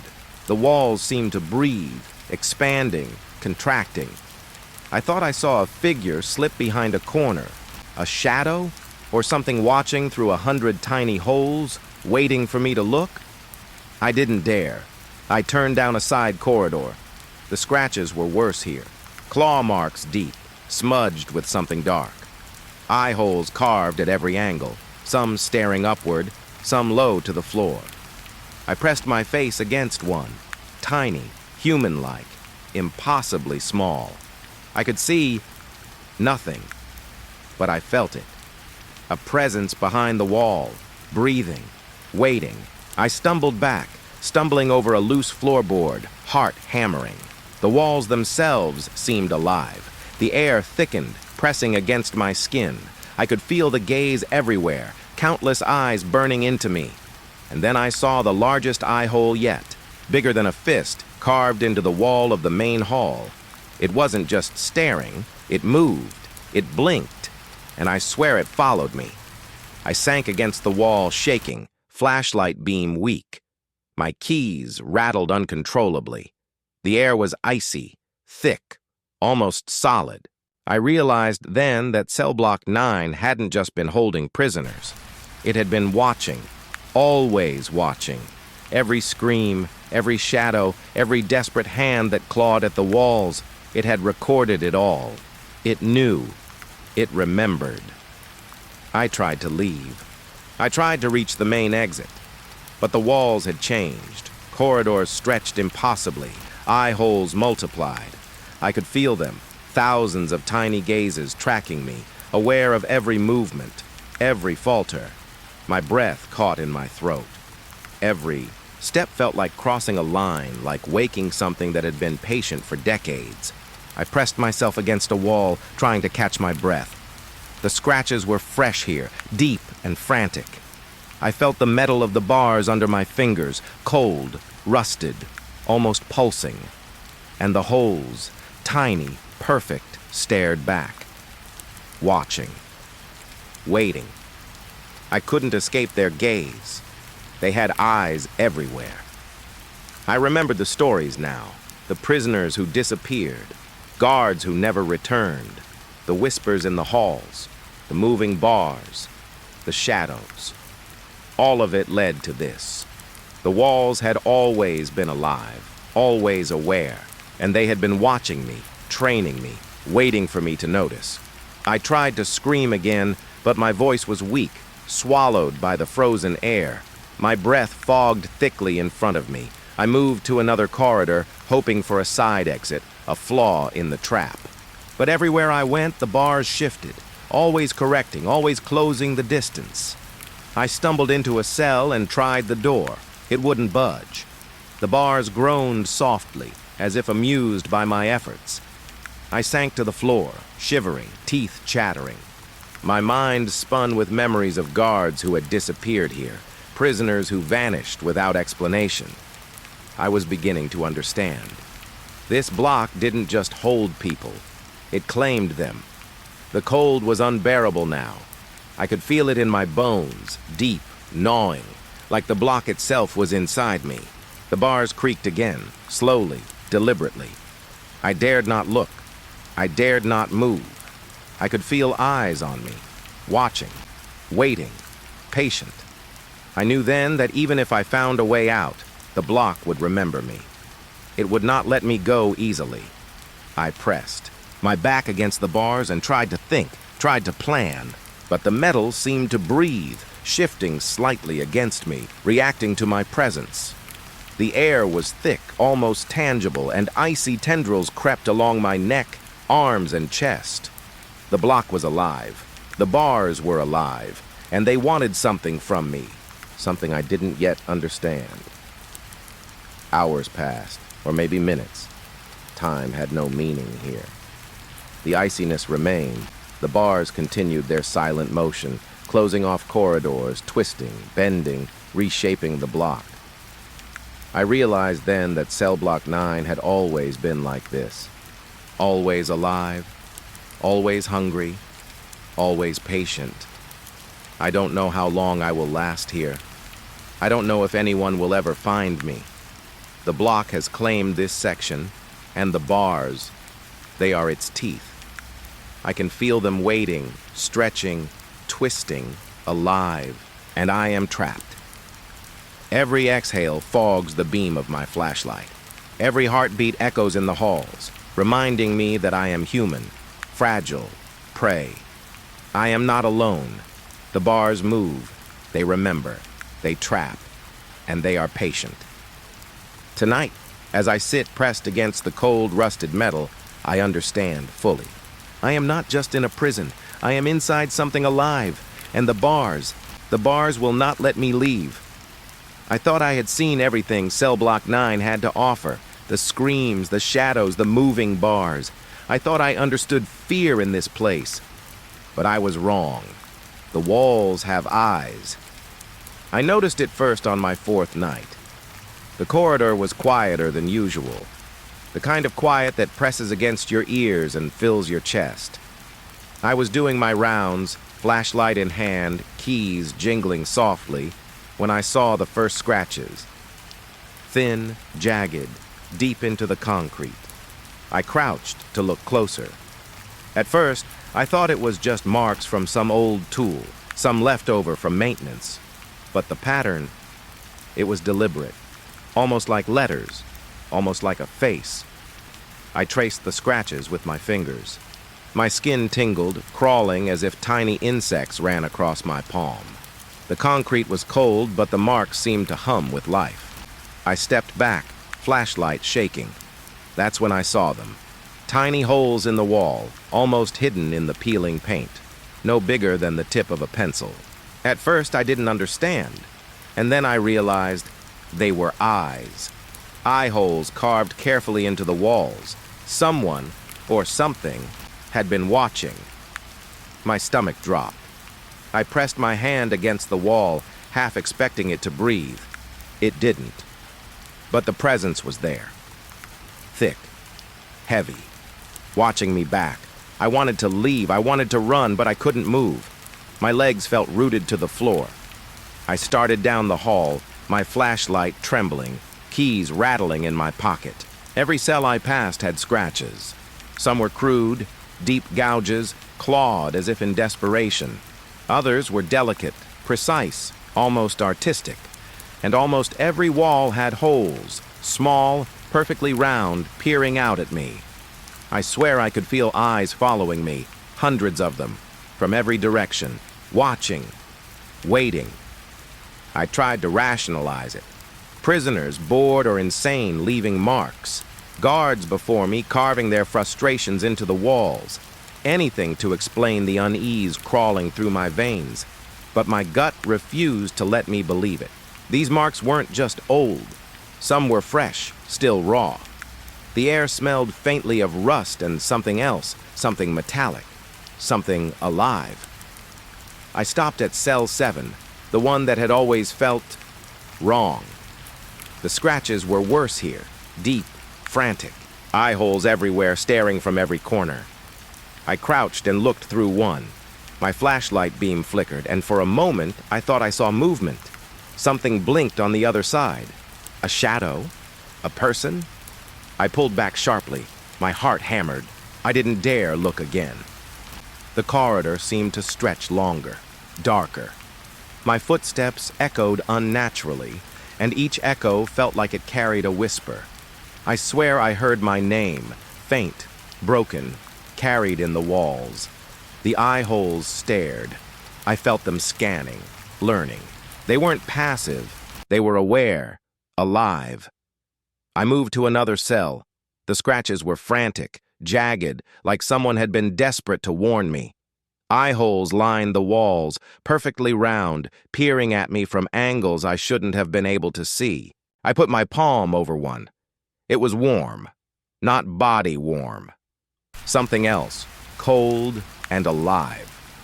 My fingers shook. I pulled back. I realized then that my mind wasn't broken. I wasn't hallucinating. This was real. The walls had eyes, and those eyes had always been on me. I tried to move again. The corridor stretched unnaturally. I swear I saw shapes moving behind the walls, silhouettes pressing against the eye holes, small figures trying to reach me, watching me. My flashlight flickered. I screamed. No one answered, and the eyes blinked. I stumbled to the infirmary. The scratches were deepest here. Eye holes covered every wall, some fresh, some old, but all aware. I pressed my hand over one. The air shifted, icy, heavy. I felt a heartbeat, low and steady, coming from the wall itself. The building was alive, pulsing, watching. And I knew, if it had eyes, it had seen everything. I sank to the floor, flashlight weak in my trembling hands. The corridors twisted around me, the walls expanding and contracting. Eye holes blinked. Shadows moved just behind them. I realized something I hadn't understood before. The walls weren't just watching. They were learning. Each move I made, each breath, each flinch. They recorded it all. They were patient, observant, hungry. I tried to speak, whispered my own name, tried to call for help. The air swallowed my words. The walls did not respond. The eyes did not blink in unison. They moved independently, subtly, observing, calculating. I felt the weight of 100 gazes pressing into my skull. My hands shook. My chest burned. And still, I couldn't leave. I thought about the prisoners, about the guards. Every disappearance made sense now. The walls watched. They waited. And when the block was ready, it claimed them. I understood. With a clarity that made my stomach turn, that I was not alone. And I had never been alone. I pressed my face against the largest eye hole. I could feel the gaze piercing me. No words, no sound, but a presence so deep, so aware, I felt it inside me. Watching, learning, patient. I tried to pull back. My arms shook violently. My mind screamed. And yet, I couldn't look away. The walls themselves seemed to breathe, pulse, throb with awareness. Every scratch, every hole, every shadow, it was alive. And it had been watching me all along. My mind raced, trying to find a way out, a logic, anything. But there was none. The walls had eyes and they would not blink. I sat there for hours, or maybe minutes. Time had no meaning. The air was thick, icy, alive. The scratches and holes stared at me. The building knew I was here. And I knew then that I would never leave Cellblock 9 unchanged. The walls had claimed a part of me. They had learned me. And as I lie awake now, flashlight flickering weakly across the hall, I understand the truth. I have been watched all along. I am being watched still. Every shadow, every creak, every distant groan reminds me the walls have eyes. They see everything. They always have, and they will never forget. I arrived at the gate just as the sky had surrendered to darkness, the kind that presses against your skin like a damp sheet. The night shift didn't feel like a job so much as a sentence. I swiped my ID, watched the gate buzz open, and felt that familiar tug of unease in my chest. The lot was empty, save for the rows of security vehicles that looked more like tombstones under the weak overhead lights. I shook off the feeling. I always tried to shake it off, but some nights it didn't work. The radio crackled once as I climbed into my car, my boots scraping the concrete. Night watch, 2,200 hours, I muttered to myself, the words swallowed by the night. My hands gripped the steering wheel, and I realized I hadn't even taken a sip of coffee. Funny how caffeine seemed useless when your mind had already begun to wander. As I drove down the perimeter roads, the wind whispered through the empty fence lines. It carried a sound that wasn't quite wind. Maybe it was nothing. Maybe it was just the old air ducts in the far corner, whistling like some tired ghost. I told myself that. I repeated it until it almost sounded convincing. I stopped at the main checkpoint to check the cameras. The monitor hummed, a dull green glow illuminating my tired face. All clear. Rows of halls and empty offices stared back at me. But then it started. The first alarm, a shrill, high-pitched scream of a sound that cut through the night like glass. My heart leapt into my throat. I double-checked the monitors, expecting something, anything, to be blinking red. Nothing. Every screen, every sensor, every camera feed was normal. I gripped the edge of the console and took a deep breath, trying to reason with myself. Probably a glitch, I muttered. But the sound returned, closer this time, as if it had followed me. The hairs along my arms stood on end.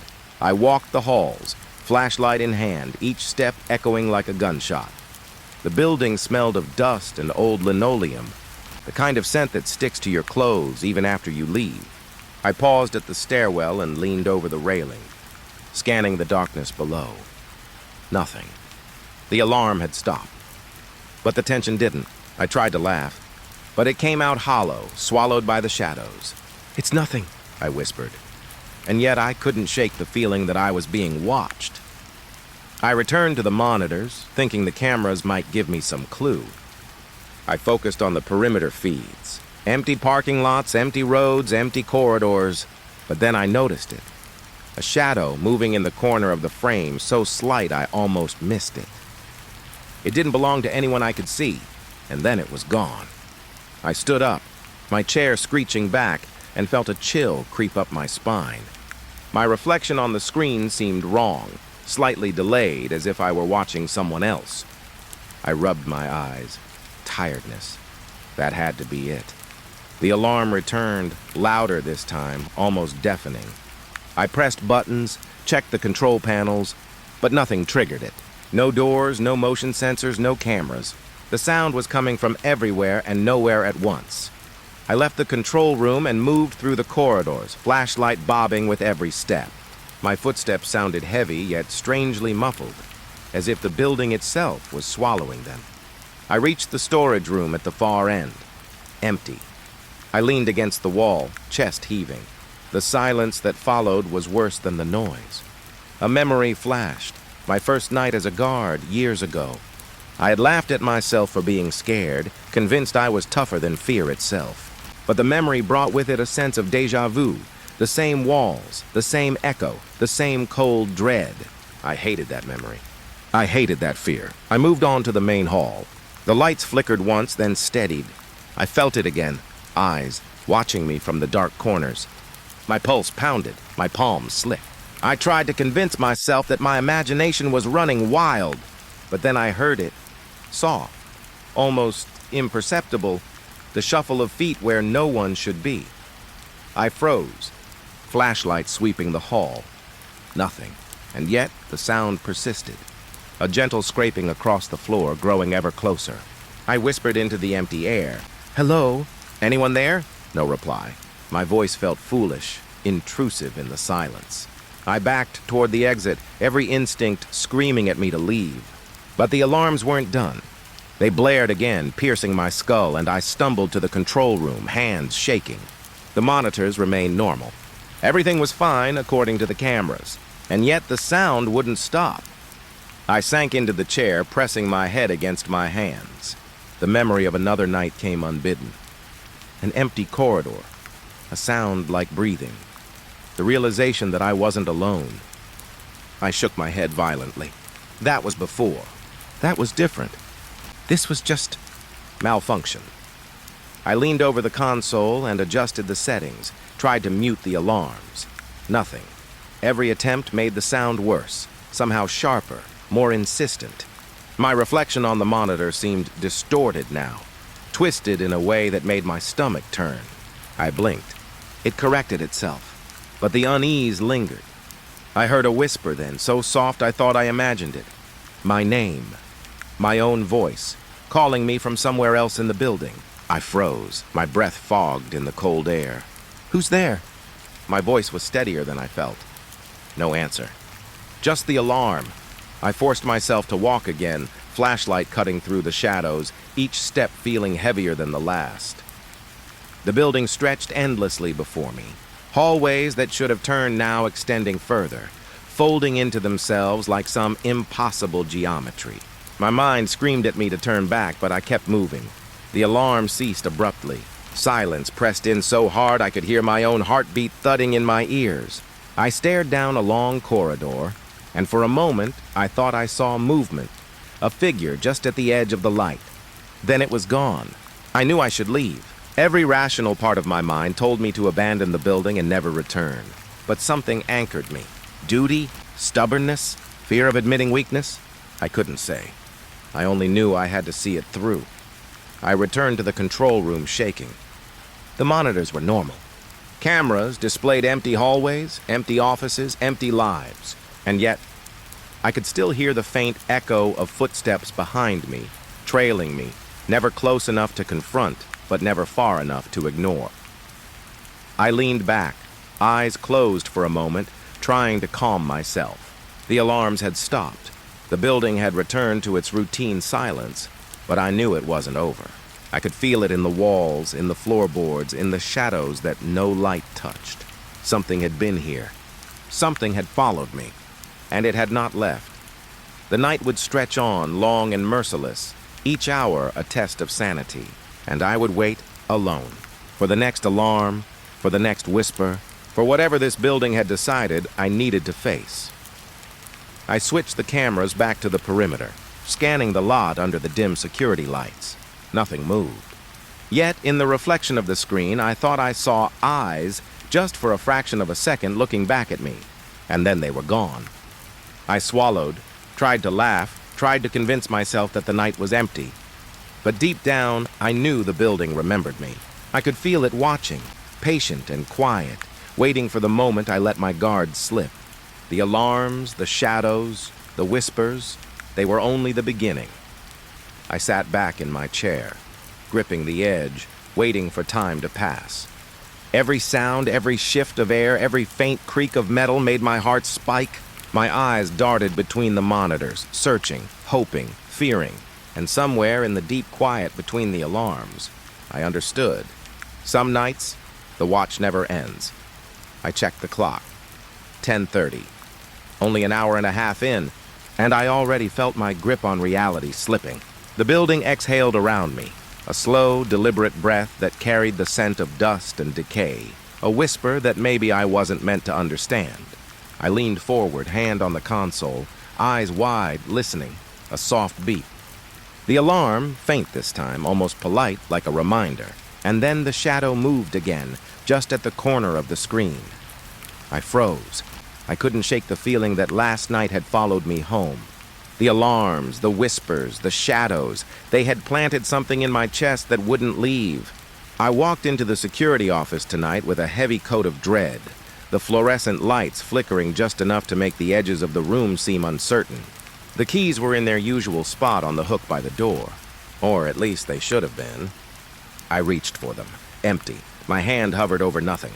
My breath caught, and I tried to steady it. I had checked the hook before leaving the previous night. I had counted them, made sure every master key, every card, every access token was accounted for. And now, nothing. I muttered under my breath, telling myself it was just a mistake. Maybe I'd dropped them somewhere. Maybe someone had moved them without thinking. Rational explanations? I clung to them like a life raft, but the sinking feeling in my stomach told me my mind wasn't playing tricks. Something was wrong. I moved toward the storage cabinet where we kept the backup keys. Locked. Of course. I reached for the spare key in my pocket, only to find my pocket empty. The spare key, too, gone. My pulse quickened, a tight coil in my chest. I should have been able to laugh it off. I should have told myself it was nothing. But the building had a way of making rational thought impossible. I walked through the halls, flashlight cutting through darkness, every shadow seeming to twitch with life. Doors I knew were locked rattled slightly as if breathing. I stopped at the main hall, heart hammering. A door to the supply room creaked open slowly, and I hadn't touched it. My mind screamed at me to close it, to run, but my legs moved forward on their own, drawn by some mix of fear and obligation. Inside, nothing, just shelves and boxes stacked neatly, almost mockingly. I checked the door. Locked. It had to be locked. And yet, it hadn't been when I entered. My reflection in the metal handle was pale, eyes wide and trembling. I rubbed my face. Tired. That had to be it. Fatigue playing tricks. I tried to focus on the monitors. Maybe the cameras could tell me what was happening. I pulled up every feed, scanning the halls, the stairwells, the offices. Empty. Nothing moved. But the sense of being hunted didn't leave. It thickened, clinging to my skin, crawling into my chest. Every time I moved, I felt it. Eyes on my back, silent footsteps mirroring mine, just behind but never close enough to see. I walked back to the control room and checked the keys again. Empty. No sign of them. I dropped into the chair, hands over my face. My chest ached with the pressure of it. I remembered a night years ago, my first solo watch, feeling similarly trapped, convinced the building had noticed me, was watching me. I had laughed at myself then. Foolish, nervous kid, but now the feeling was different. It wasn't nervousness. It was anticipation, something patient and cold, waiting for me to make a mistake.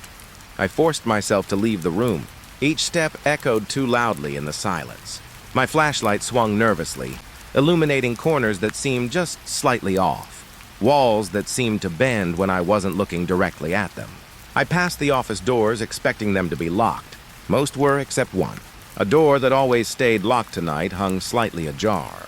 I swore I hadn't opened it. I approached it cautiously. My hand shook as I reached for the handle. The air around it smelled different, stale, metallic, like iron. My reflection in the polished metal plate was distorted, stretched, like it didn't quite belong. I swallowed hard, telling myself it was imagination. Just imagination. I pushed it open, empty. Nothing inside but dust motes floating in a faint beam of light. I checked the lock. Locked now. I didn't understand. I hadn't touched it. My breath came in short bursts, and I leaned against the wall trying to calm myself. Rational thought felt useless. The building had taken over. It had learned how to disorient me, to make the familiar strange.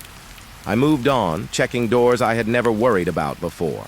Cabinets, storage rooms, even the janitor's closet. Keys vanished, locks undone, doors that had never opened on their own, swinging freely. Each one chipped away at the last vestiges of calm I had tried to maintain. Something was here. Something in the walls, in the air, in the very bones of the building. And it knew me. I remembered stories from the older guards, tales they whispered in the break room about the building itself, how it shifted, how it watched. I had always dismissed them as superstition, but now I understood why they said it felt alive. I had felt it tonight. I had felt it hungry, patient, like it was studying me, learning how to make me doubt myself. I paused in the main corridor. The air was thick, heavy with anticipation. I could hear my own heartbeat in my ears. And then, footsteps. Not mine, soft, deliberate, moving just behind me. I spun, flashlight sweeping the hallway. Empty, nothing. But the sound persisted, a gentle scrape on the concrete keeping pace with me, mirroring every step. I ran, trying to reach the control room again. But the building seemed to stretch endlessly. Halls that should have turned now continued straight, twisting impossibly, as if the walls themselves had rearranged. My pulse raced, my lungs burned. The keys. I needed the keys. But they were gone. Always gone. I stopped at the stairwell, leaning over the railing. I looked down into the darkness below. Something moved. Just at the edge of the light, something shifted and disappeared. My stomach turned. I wanted to leave, to run, but my legs refused. Some part of me needed to confront it, needed to see what was happening, needed to understand. I climbed back down, flashlight trembling, and checked every door on the first floor. Cabinet doors, offices, storage rooms. Everything was either empty or inexplicably open. The sense of being hunted tightened around me, squeezing, pressing me toward panic. I could almost hear a whisper now, faint, teasing, calling my name from nowhere and everywhere at once. I stumbled into the lounge, needing to sit, needing to breathe. The keys were nowhere. My hands gripped the edge of the table so hard I thought I might break it. And then I noticed something on the wall, a faint scratch like fingernails on wood, fresh. My stomach turned. I hadn't been here before. Or maybe I had, but hadn't seen it. I pressed my palm against the mark. Cold. Too cold. A memory surged. Another night. Another shift. I had been alone then, thinking the building was empty.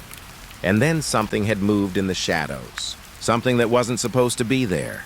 I had dismissed it as a trick of light, a shadow, fatigue. But now, looking at that scratch, I remembered the fear, the certainty that I had been watched, hunted even. I had laughed at it then. Foolish, naive. The footsteps returned, closer this time. I could hear the scrape, the subtle drag of something heavy across the floor. I turned sharply, flashlight slicing through darkness. Nothing, but I could feel it. Close, closer than ever. My pulse pounded, my chest heaving. I whispered, "Show yourself." And the building answered with silence, thick and mocking. I checked the monitors again. Empty hallways, empty offices, empty lives. But the sense of presence didn't leave. Something was behind me. Always behind me, just out of sight, patient and deliberate. My reflection in the glass of the monitor seemed wrong. Slightly delayed, slightly twisted. I rubbed my eyes. Tired, only tired. I returned to the keys. Empty. My hands shook as I pressed the hooks and shelves, searched every pocket. Gone. The sense of being hunted wrapped around me, a living thing, breathing down my neck. I realized then that the building didn't want me to leave. It wanted me aware, alert, terrified. It was feeding off my fear. I sat back in the chair, trying to steady my breathing, trying to convince myself it was over. But I knew it wasn't. The keys, the doors, the shadows, they were just the beginning. The building was patient. It had all the time in the world, and I had nowhere to run. I leaned forward, staring at the monitor. listening to the quiet hum of electricity, the faint scrape of footsteps that may not even exist. My hands hovered over the console, trembling. Somewhere in the dark, I knew eyes were on me, watching, waiting. The keys would reappear. They always did. But not tonight. Tonight, I was alone, hunted, and every door that opened by itself, every lock undone, every shadow moving at the edge of the light was a reminder that the building remembered me, that it had learned me, and that it would not let me rest. I swallowed hard. The hallway outside my office seemed to stretch further than it should. The air smelled faintly metallic like blood. My pulse raced, heart hammering in my chest. And somewhere just beyond the reach of my flashlight, I heard it. The softest whisper of my own name, carried on a draft that shouldn't exist. I closed my eyes for a moment, tried to calm myself. But the feeling of being hunted remained, tightening with every heartbeat, whispering of doors that had no locks, keys that vanished, shadows that waited. And I understood. Tonight the building wasn't just empty. Tonight it was alive, and I was its prey. The night had already started like a weight pressing down on my shoulders before I even set foot inside. The building was quieter than usual, the hum of fluorescent lights low and almost reluctant. I passed through the heavy doors and immediately felt it, the kind of silence that isn't empty, but expectant, like the air itself is holding its breath. I hadn't planned on going near the old Cellblock tonight. Most guards avoided it. Even those who didn't said it felt wrong. The kind of wrong that sticks to your skin. But something tugged at me, some mix of curiosity and dread, and I couldn't ignore it. The keys were back in their place, neat and cold, but that offered no comfort. They were too perfect, too controlled, as if someone or something had put them there to lure me. The corridor leading to the cells stretched endlessly under dim lights, the paint peeling at the corners, revealing layers of decay beneath. I stepped carefully, boots echoing faintly. I could almost hear whispers riding the hum of electricity, indistinct, teasing, just beyond comprehension. When I reached the first row of cells, I froze. The metal bars, rusted and cold, glinted faintly in the weak light. And then I saw them. Figures, shadows, but more than shadows. They moved just slightly, a flicker of motion, a whisper of existence. I blinked. My pulse jumped. They were prisoners, or at least they had been. Ghostly, translucent shapes, frozen in the last moments before death. Some were reaching for something, some were huddled in despair, some shouted silently into walls that could no longer hear them. Their eyes were empty and full all at once, like they carried the weight of knowing and helplessness. I wanted to turn away. I wanted to tell myself it was exhaustion, hallucination, anything but reality, but I couldn't. My legs felt rooted to the ground, and my flashlight's beam hovered shakily over the nearest cell. The figure inside was pacing, hands clasped, then letting go as if a rope had slipped. I knew somehow before any thought that it was the moment before death. A life compressed into a loop of fear, repetition, inevitability. I moved forward, trying not to breathe too loudly. Each cell told a different story, each presence a frozen scream I could feel pressing against my chest. One man turned slowly, looked straight at me, and for a heartbeat I thought he might see me, but his gaze was hollow, not really there. He relived his panic endlessly, unable to escape. I swallowed hard, feeling my stomach twist. I remembered the stories older guards had whispered, how some nights, if you stayed long enough near the old blocks, you could see them, could feel them. I had laughed at those warnings once, foolish, naive. Now I understood. They were real. Not ghosts in the fanciful sense, but echoes of pain etched into the walls, trapped in some loop my mind couldn't fully comprehend. I tried to focus on the present, telling myself I was just a witness. But the air was thick, heavy with a cold that seeped through my clothes and into my bones. My breath fogged in front of me. And then I heard it, a faint clatter, like a chain hitting metal just behind me. I spun. Nothing. The corridor stretched empty, shadows stretching unnaturally. But the feeling persisted, the same oppressive weight, and I knew I was not alone. I had never felt hunted like this, not by people, not by animals, not by the dark itself. And yet, I was hunted. I returned to the cells, flashlight sweeping slowly. A woman crouched, hands over her ears, eyes wide with terror. She turned to me, mouth opening, and I heard her scream inside my head. I stumbled backward, tripping slightly over the uneven concrete floor. My chest heaved. I pressed my palms to my face, trying to block it out, but the images didn't stop. They couldn't. I had to move forward. Somehow, I had to see it through. The first step was understanding. The second, surviving. Each cell held a story, and each story reached out, grabbing at my mind, at my memory, at the fear I thought I could control. One cell in particular caught my attention. A man, or the echo of one, pinned to the wall, hands clawing at invisible restraints. His mouth moved, but no sound came.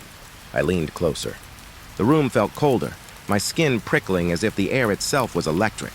I could see the fear in him, palpable and real, repeating endlessly, feeding into the dark around us. I stepped back, shivering. The flashlight flickered, briefly plunging me into darkness. When it came back, more figures had appeared. Faces pressed to bars, shaking, screaming, frozen mid-motion. I realized I was surrounded. The corridor, which had seemed empty before, now teemed with the remnants of lives long gone. And they were aware. Not aware of me, not fully, but aware of my presence. They felt it. And I felt them. I remembered my own nights, my own fears before this job. I had been scared of shadows then, scared of loneliness, of silence. But this was different. This was fear given flesh, fear preserved in metal and stone. A trap that had nothing to do with imagination and everything to do with reality.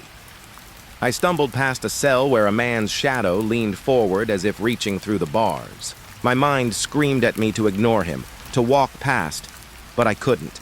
His face was twisted in terror, but also in recognition, like he remembered me from somewhere I did not remember. I turned quickly, forcing myself to breathe, forcing myself to move. The corridor twisted, just slightly. I could swear the walls shifted when I wasn't looking directly at them. Each step felt heavier, my feet dragging as if the floor itself resisted me. I reached the end of the row and found nothing, just a wall. Empty cells, empty air, and the thick, oppressive weight of expectation. I leaned against the wall, trying to calm myself. My hands were shaking, my pulse hammering in my ears. And then I saw movement out of the corner of my eye, a figure standing where no figure should be, silent, still. I turned fully. Nothing. And yet I knew it had been there, had watched me, had followed me. The figures in the cells began to move again, subtle at first. Hands twitching, heads turning, eyes fixed in invisible horror. The air seemed to vibrate with the echoes of their last moments, and I realized I could almost feel their panic, their pain, their helplessness. My stomach lurched. I wanted to look away. I wanted to run, but something rooted me to the spot. I remembered the first night I had seen a guard's warning etched into the wall, words scratched into concrete long before I had arrived. "We never leave." I had laughed then. Now I understood. They hadn't left. Couldn't leave. And maybe neither could I. I forced myself to move, slowly, deliberately. Each step a negotiation with terror. I reached a cell where a young boy, or the echo of one, cowered in the corner. I couldn't tell if he was alive or dead, real or memory. His eyes met mine, wide and empty, and I felt my stomach drop. The building whispered, almost imperceptibly, carrying the echoes of his fear directly to me. I pressed forward, moving past cell after cell, my flashlight trembling. I couldn't stop. Every face, every movement, every frozen scream chipped away at the walls of my mind, leaving only raw, unfiltered dread. I stopped at a cell where the figure was different. Older, hunched, hands dragging along the floor, head bent. I saw faintly a loop forming, a memory repeating, a death replaying endlessly. The man's mouth opened. I could hear it this time faintly, a whisper, a plea, a warning I could not fully understand. I shivered. My own name seemed to echo in it. I stumbled backward, tripping over the uneven floor, and realized the corridor had changed again. Doors were where there hadn't been doors, walls were stretched impossibly, shadows deeper than they should be. The building had rearranged itself while I wasn't looking. I swallowed, heart racing. The figures weren't just echoes. They were active, feeding on attention, on fear, on the knowledge that I could see them. I turned to leave, and for a moment, the hallway seemed normal, empty, silent. Relief washed over me, brief and shallow. Then I saw it, a face pressed against a bar far down the row, looking directly at me. Not hollow this time, real, angry, desperate, and it moved. I staggered back, barely keeping my balance, and realized I had been holding my breath. The whispers started again, all around me, faint, impossible to pinpoint. They weren't my imagination. They weren't the building. They were the prisoners, reliving, screaming, warning, accusing. My chest felt like it might burst. My mind spun. I wanted to flee, but I couldn't. Some invisible hand held me in place, forcing me to witness, to understand, to endure. I pressed my palms to my eyes, trying to block it out. The corridor shifted again. The figures multiplied. Every scream, every twitch, every desperate gesture of the dead pressed into my mind. I knew then that I wasn't seeing ghosts. I was seeing the residue of terror, the imprint of fear that never faded. And in that moment, I realized the truth. The building wasn't haunted. It wasn't cursed. It was alive in its own way. And I was part of it now. I had seen too much, understood too much. I could not unsee the terror, the looping deaths, the endless echoes that clung to these walls. I backed out slowly, trying to keep my flashlight steady. The air was thick, trembling with the presence of those trapped souls. The echoes followed me, shadows twitching, whispering, eyes fixed on me even as I moved away. I wanted to leave, wanted to close the cell block behind me forever, but I knew the memory would never let me. The moment I stepped into the main corridor again, the air seemed lighter, but the weight remained. The images lingered behind my eyelids, repeating, looping, insistent. And I knew that one day, if I stayed too long, if I let fear take control, I might join them. Not a ghost, not a memory, but a loop. A repetition. A permanent echo behind the bars. I checked the clock. Just past midnight. Hours left to endure. I gripped the railing, flashlight shaking in my hand. Somewhere far away, a faint whisper called my name. I knew it wasn't real. I knew it was impossible. And yet, I could not ignore it. I swallowed. And I moved forward. The night had a weight I hadn't known before. Every shift had been bad, strange, unrelenting, but tonight felt different. It wasn't the alarms, the keys, or the echoes behind the bars. It was the feeling of being watched, patient and deliberate, waiting for the moment I faltered. I could sense it in every shadow, in every flicker of the lights, in the subtle vibrations under my boots. I arrived at the control room early, trying to convince myself that if I stayed ahead of the night, I might survive it. The monitors flickered quietly, each one showing an empty corridor, a silent room, a hallway that should have been familiar but always seemed wrong.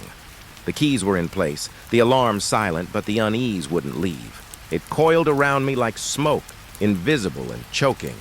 I checked the cameras methodically, trying to convince myself that the strange occurrences of previous nights were just tricks of fatigue. But my hands shook and my eyes kept drifting to the corners of the screens, as if expecting something to appear, something that didn't belong. And then I saw it. At first, I thought it was a trick of the light, a shadow cast oddly on the wall of the storage corridor. But it moved, not like an animal, not like a person rushing by. It moved deliberately, silently, slow enough to suggest patience rather than speed. I leaned forward, blinking, trying to understand what I was seeing. The shape was tall, indistinct, a silhouette darker than the shadows around it, watching, always watching. I froze. My chest tightened. My breath caught. I told myself I was imagining things, that the building was playing games with my mind, that fatigue was twisting the familiar into the terrifying. But my gut said otherwise. The presence was real. Real, deliberate and waiting. I grabbed my flashlight and left the control room, heart hammering in my chest. Each step echoed down the corridors, bouncing off walls that seemed to stretch just slightly when I wasn't looking directly at them. The shadow followed. I knew it did. I couldn't see it directly, not fully, but I could feel it. Its patience, its calculation, its awareness of every movement I made. I reached the main hall. The air was thick, the kind of silence that presses against your eardrums. I swept the flashlight across the room. Nothing. But then I sensed it again. Closer. Somewhere just at the edge of my perception. I wanted to turn back, to retreat to the safety of the control room, but my legs refused. Some part of me needed to see it, to confront it. I moved through the hall, each step careful, deliberate. I kept the flashlight trained on every doorway, every shadow, every corner. And everywhere I looked, I felt it watching, hiding, patient. It didn't make a sound. It didn't need to. The dread it brought was enough. I remembered my first nights on this shift, the alarms, the keys, the ghostly prisoners. I had learned to navigate the fear, to compartmentalize it, to survive. But this was different. This wasn't something trapped in the walls or echoing in the halls. This was outside of them, larger, knowing, aware of me in a way nothing else had ever been. I entered the cell block again, drawn by some compulsion I didn't understand. The ghosts were gone this time, their echoes dissipated, leaving only the silence and the weight of expectation. I felt it then, behind me, just at the edge of my vision. A shape that shouldn't exist, yet did, tall and looming, as if the building itself had stretched into a watcher. I tried to speak, voice tight and shaky. "Who's there?" The word sounded foreign in the corridor, swallowed immediately by the thick, unnatural quiet. No answer came. Only the sense of being observed, studied, judged. My skin prickled, hair standing on end. I felt paralyzed, as if some invisible force was pressing me to the spot. I raised the flashlight higher, scanning the hall. The shadow didn't move. Didn't need to. Its presence was absolute. I could feel my body trembling, chest tight, mind screaming to run, but legs refusing to obey. Every rational thought fled, replaced by pure, raw dread. I remembered another story, whispered by an older guard long gone. He had spoken of a figure, a keeper, a watcher who lurked just beyond sight, observing those who dared to enter the building at night.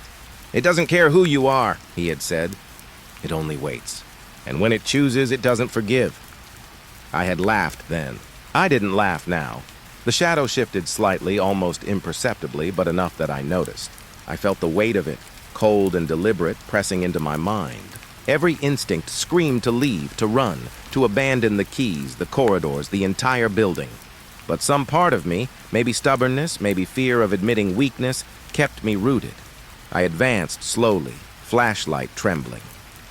Every corner, every doorway, every glimmer of darkness seemed to thicken in its presence. I felt as if the shadow was everywhere at once, wrapping itself around the hallways, the ceilings, the walls, tightening like a noose I could neither see nor touch. I stopped at the far end of the block, chest heaving. The flashlight flickered, and in that brief darkness I felt it move closer, patient, deliberate. I stumbled back, falling against the wall, heart hammering. When the light returned, nothing was there. But I knew it had been. I knew it had studied me, understood me, and waited for the moment I felt most vulnerable. I sank to the floor, hands gripping the edges of the railing. The presence didn't leave. It didn't need to.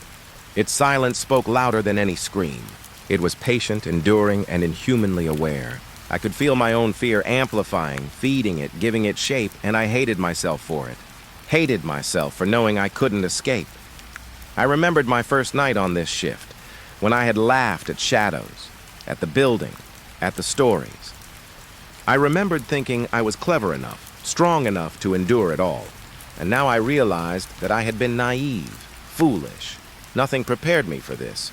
For a presence that wasn't bound by walls, keys or alarms, but existed simply to watch, to remind me of my insignificance.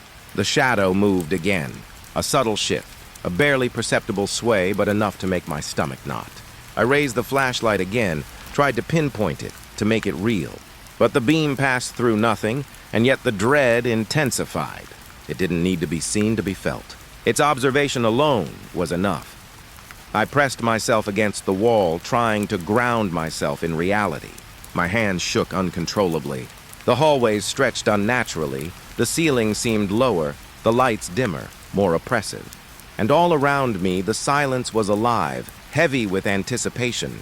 I remembered the prisoners, the echoes of the dead I had seen, trapped behind bars, repeating their last moments. The shadow wasn't like them. It wasn't trapped. It was free, patient, eternal, and I was its audience, its prey, its entertainment. I tried to step forward again, but my legs felt leaden, my movements sluggish, as if the air itself resisted me.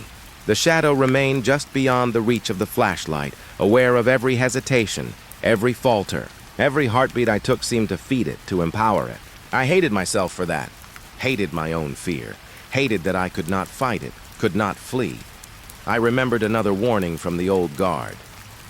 It doesn't move the way you expect. It waits, and you will always see it too late. I understood now. It had been waiting, waiting for me to arrive, waiting for me to notice, waiting for me to feel the full weight of dread. And now there was no unseeing it, no unknowing. I forced myself to breathe, to count, to try to think. 1, 2, 3. But the presence didn't care for my counting. It existed outside of time, outside of thought. I could feel it, a shadow pressing against my consciousness, observing, learning, judging. I tried to raise my voice again.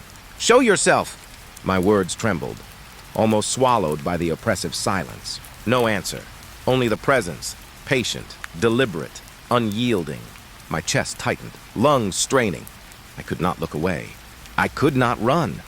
I remembered all the nights I had survived here, all the alarms, the keys, the ghostly prisoners. None of it prepared me for this. None of it mattered now. The shadow wasn't a part of the building. It was the building.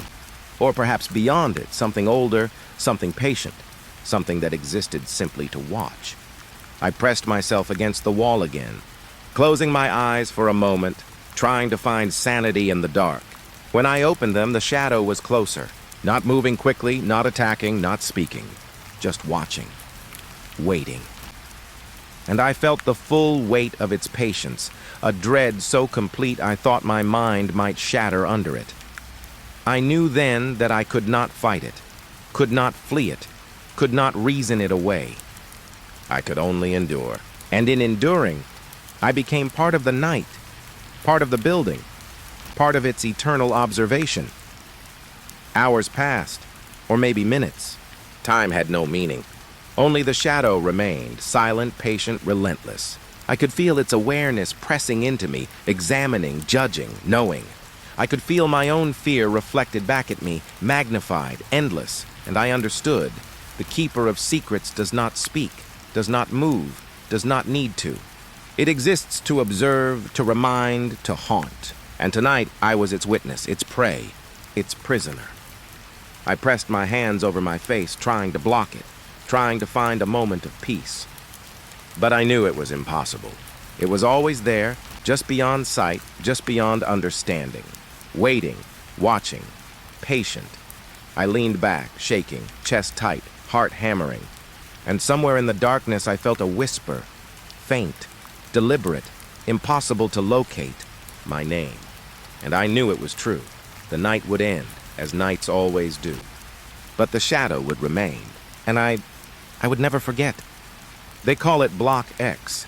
You hear the name whispered in the hallways, like saying it too loud might make it hear you. I've been working here for nearly 7 years, walking these concrete corridors, passing the same locked doors, but nothing gets under your skin like that one block. People joke about it, laugh nervously when it comes up in stories, but there's a hollow edge to those laughs. Fear seeps through the walls there even if you never step inside. I wasn't supposed to talk about it. Officially, it's just another isolation unit, a place for prisoners who misbehave too much. But everyone knows the truth. Block X is different. It's where they send the ones who can't cope, the ones who start hearing things that aren't there, or seeing shadows that move when no one's around. And more often than not, they never come out the same. Some don't come out at all. The rumors start small. A prisoner screaming for hours, screaming so loud that the walls shake and even the guards feel it in their bones. A man who hanged himself, or so they say. But some of the older guards swear they hear footsteps in the dead cell long after he's gone. Lights that flicker for no reason. Doors that slam when the wind isn't blowing. Voices murmuring from the vents. You tell yourself it's just stories. You try to rationalize. You tell yourself that a human mind can break under isolation, that the mind plays tricks. But then you see the marks? I've seen the scratches on the walls myself. tiny, frantic etchings made by desperate fingers. Some are names, some are dates, some are just jagged lines that make no sense at all. Once I saw one that read, "Don't let them take your mind, too." I don't know if it was a warning or a plea, but it stuck with me. You walk past that wall, and the words follow you. They echo in the quiet moments, in the hallway when everything else is silent. When I first started here, I didn't think much of Block X. I was a fresh-faced guard, eager to do my rounds, to prove I could handle the place. But the stories got to me quickly. One of the older guards, Benson, pulled me aside on my second week. His hands were always shaking, even in summer. He leaned close, his voice low. "Don't volunteer for Block X," he said. "Not unless you want to lose something you'll never get back." I laughed, because what could I lose? But I could see in his eyes that he wasn't joking. I started to notice the prisoners who were sent there. Not the ones who came back and walked differently or talked differently. I mean the ones who never came back at all. Some vanished completely. You check the logs, and there's a sudden gap where they should be listed, as if they were erased. The official paperwork calls it transferred, but everyone knows it's a euphemism. No one wants to admit what really happens in Block X. The air outside the block smells different, too. It's subtle, almost imperceptible at first. Like iron and damp concrete mixed with something sweeter.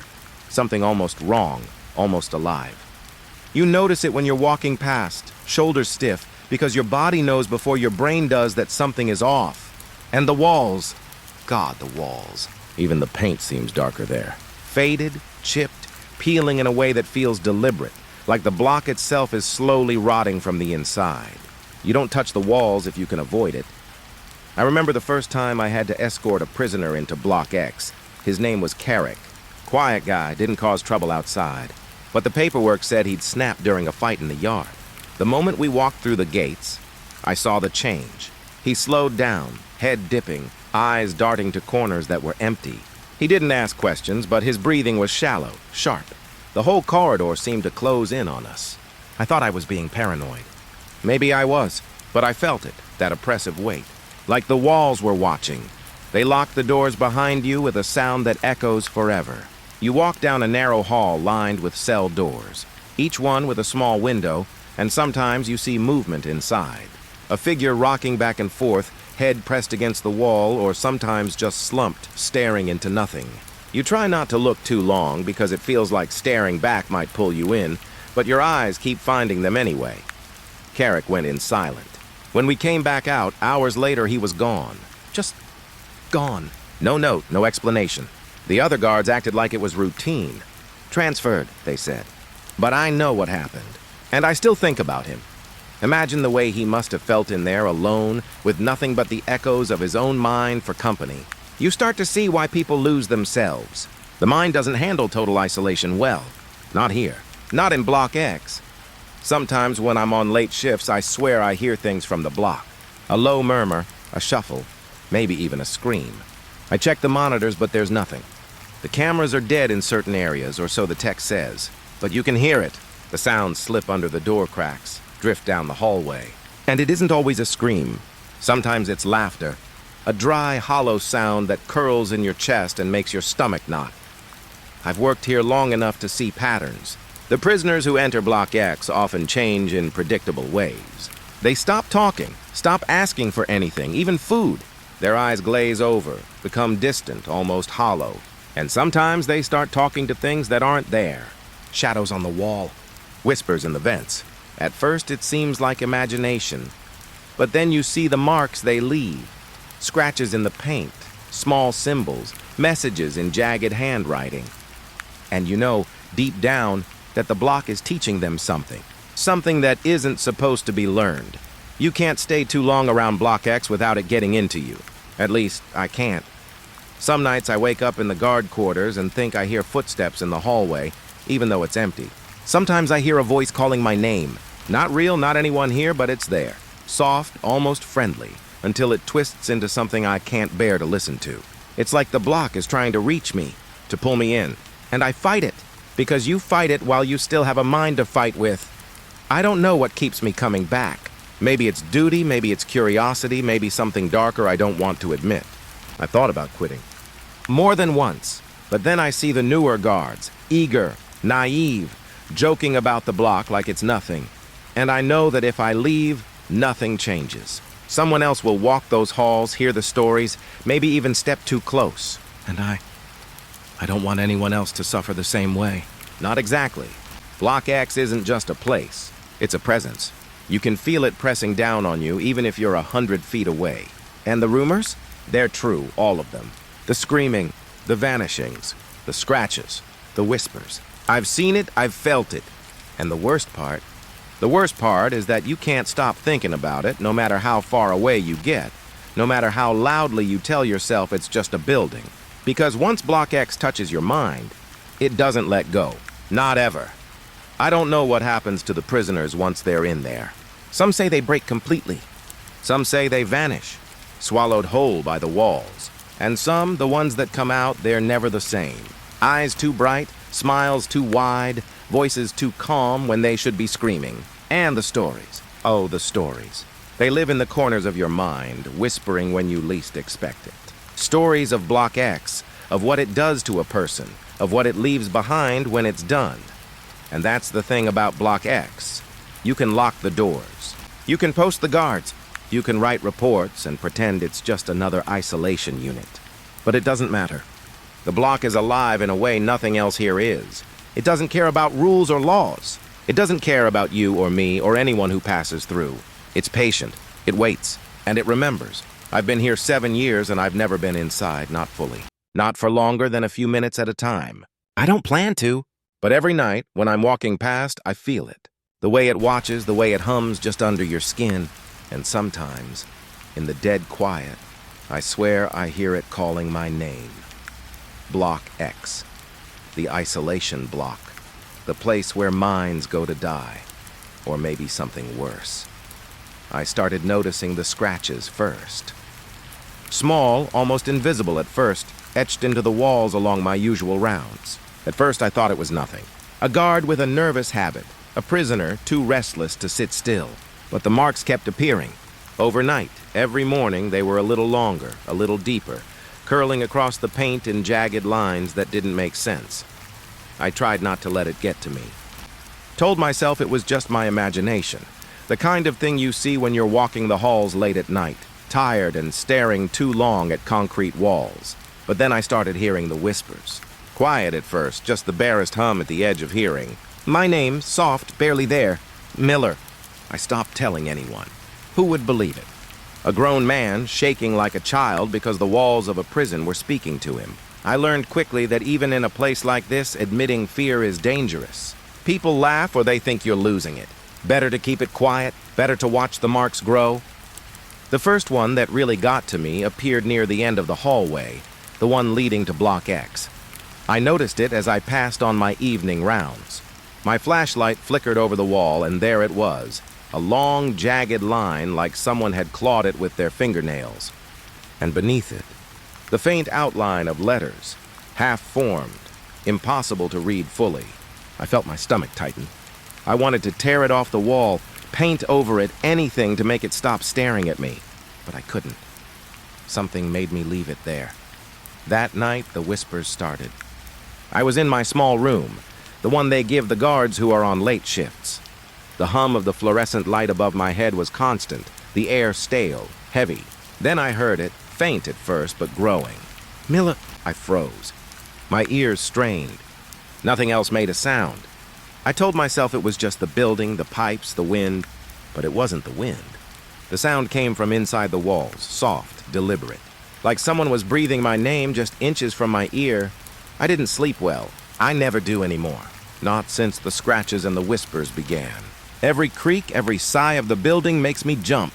I lie in bed, heart hammering, eyes scanning the dark corners, imagining shapes that aren't there. And still when I close my eyes, I hear it again. Miller. This time closer, sharper, like it's standing right beside me. The next morning, I returned to the hall. The scratches had multiplied. Symbols this time. Strange shapes that didn't belong to any alphabet I knew.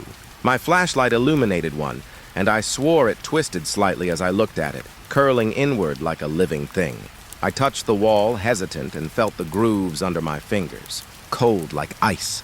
And then I thought I heard laughter, a dry, hollow sound that made my chest constrict. I spun around. No one there. Just the empty corridor, silent but for my own ragged breathing. I began keeping a notebook. Every mark, every whisper, every small detail I could remember. I tried to rationalize, to catalog it, because if I could make sense of it, maybe I could survive it. But the more I wrote, the more the whispers grew. I started hearing them during the day. In the cafeteria, in the exercise yard, even in the control room, when monitors should have been enough to distract me. My name, always my name, sometimes followed by words I couldn't quite catch, like fragments of sentences that dissolved before my mind could hold them. And then came the scratching sounds at night. Not from the walls, not from anywhere I could see. From inside the block, maybe, or inside the walls themselves. Soft at first, like fingernails dragging across metal. Then faster, sharper. It kept me awake, listening, imagining what might be doing it. Some nights I swear I hear footsteps too, pacing the hallway, pacing just outside my door. I check constantly. No one is there. Only the shadows stretch long and thin in the hall, mocking me. One night I caught myself talking back, whispering to the voices. Not because I wanted to, but because they called so insistently. "Miller," I said, trembling. "I hear you. I hear you." And the whisper shifted, almost approving, almost close enough to brush my ear. It didn't speak words I could understand, only a feeling. A tug, subtle, insistent, like the walls themselves wanted something from me. I slammed the door, sat on the floor, pressed my head to the wall. My heart pounded so hard I thought it would break the silence. The scratches began to appear on doors and lockers, too. Not just the walls anymore. I found one in the break room etched across the locker I keep my coat in. I nearly fainted. The marks spelled a name I didn't recognize, then my own, scrawled underneath. I left the room quickly, hands shaking, feeling eyes on me even when I was alone. I stopped looking directly at the marks, started glancing quickly, but my eyes always found them. Always. Sleep became impossible. I started hallucinating. Not fully, but small things. Shadows moving against the grain of the walls, reflections that didn't belong, fleeting faces in the metal doors that were gone when I blinked. I began to question everything. Did I even leave the block anymore, or was I trapped inside my mind, wandering endlessly through halls that didn't exist? Some nights I swore I could hear the marks scratching themselves deeper, like they were alive, writing and rewriting my name, my face, my thoughts. I tried to leave. I thought about calling in sick, skipping a shift, anything to escape. But I couldn't. Every time I considered it, the whispers grew louder, sharper, almost angry. They reached into my chest, pulling, twisting. The scratches would appear overnight, new symbols, new warnings. They weren't just on the walls. Sometimes they were in my dreams. Scratched into the floor of my mind, symbols burning behind my eyelids when I woke. I began to notice patterns. Certain shapes repeated, certain symbols always appeared near my name. And the whispers, they weren't random. They guided me, in a way, nudging me down corridors, toward doors I wasn't supposed to open. I resisted at first. But curiosity and fear make strange companions. One night I found myself standing in front of a door in Block X, a door I had passed 100 times without thinking. Scratches covered the frame, almost forming an invitation. "Enter," they seemed to say, and I could hear it in the whisper too, a single low breath. "Miller." I didn't open it, not yet. I left quickly, shaking, but the pull didn't stop. It's always there, in my peripheral vision, in the quietest moments, in the long stretches of night. The scratches grow, the whispers follow. Sometimes I swear I can see the marks moving slightly, curling toward me, stretching like the block itself is alive and breathing around me. I haven't told anyone. The other guards notice my nervousness, my pacing, the way I jump at shadows. They joke, ask if I need a break. I can't tell them why. If I do, they'll think I've lost it completely. Maybe I have. Maybe that's what the block wants. Isolation isn't just physical, it's mental. And even outside Block X, it reaches. It scratches. It whispers. It waits. Sometimes late at night, I stand in the hall listening. The scratches are faint, but there, etched into the concrete like scars. The whispers call my name, low, steady, almost patient. And I wonder, how long until they decide I'm ready? How long until the block, the walls, the marks, the voices finally get what they want? Because I can feel it. I can feel them pulling. Not violently, not yet, but it's coming. Always coming. The scratches are not just marks. They're instructions, invitations, warnings. The whispers are not just sounds. They're a language, a lure, a hand reaching from the shadows to touch something inside me I didn't know I had. And I fear the day I answer. For now, I watch. I listen. I trace the scratches with my eyes, not my hands. I whisper back sometimes, even though I know I shouldn't. I walk the halls, and I feel the block's presence with every step. The scratches and whispers are becoming a rhythm I can't escape, a heartbeat that isn't mine but seems to echo inside me. And every day, every night, I wonder if I'll last long enough to see where it leads, or if I've already been swallowed and I just don't know it yet. Block X isn't just a place to contain prisoners. It's a place that waits, watches, learns. And now it's learning me. I shouldn't have gone back. I know that now. But there was something about the hall at the far end of Block X, past the corridors I usually avoid, past the flickering lights and the walls scrawled with scratches, that drew me in. A whisper, perhaps, or just my own curiosity. I can't tell anymore which. All I know is that night, I walked farther than I ever had before. Alone, flashlight in hand, heart hammering against my ribs like it wanted out.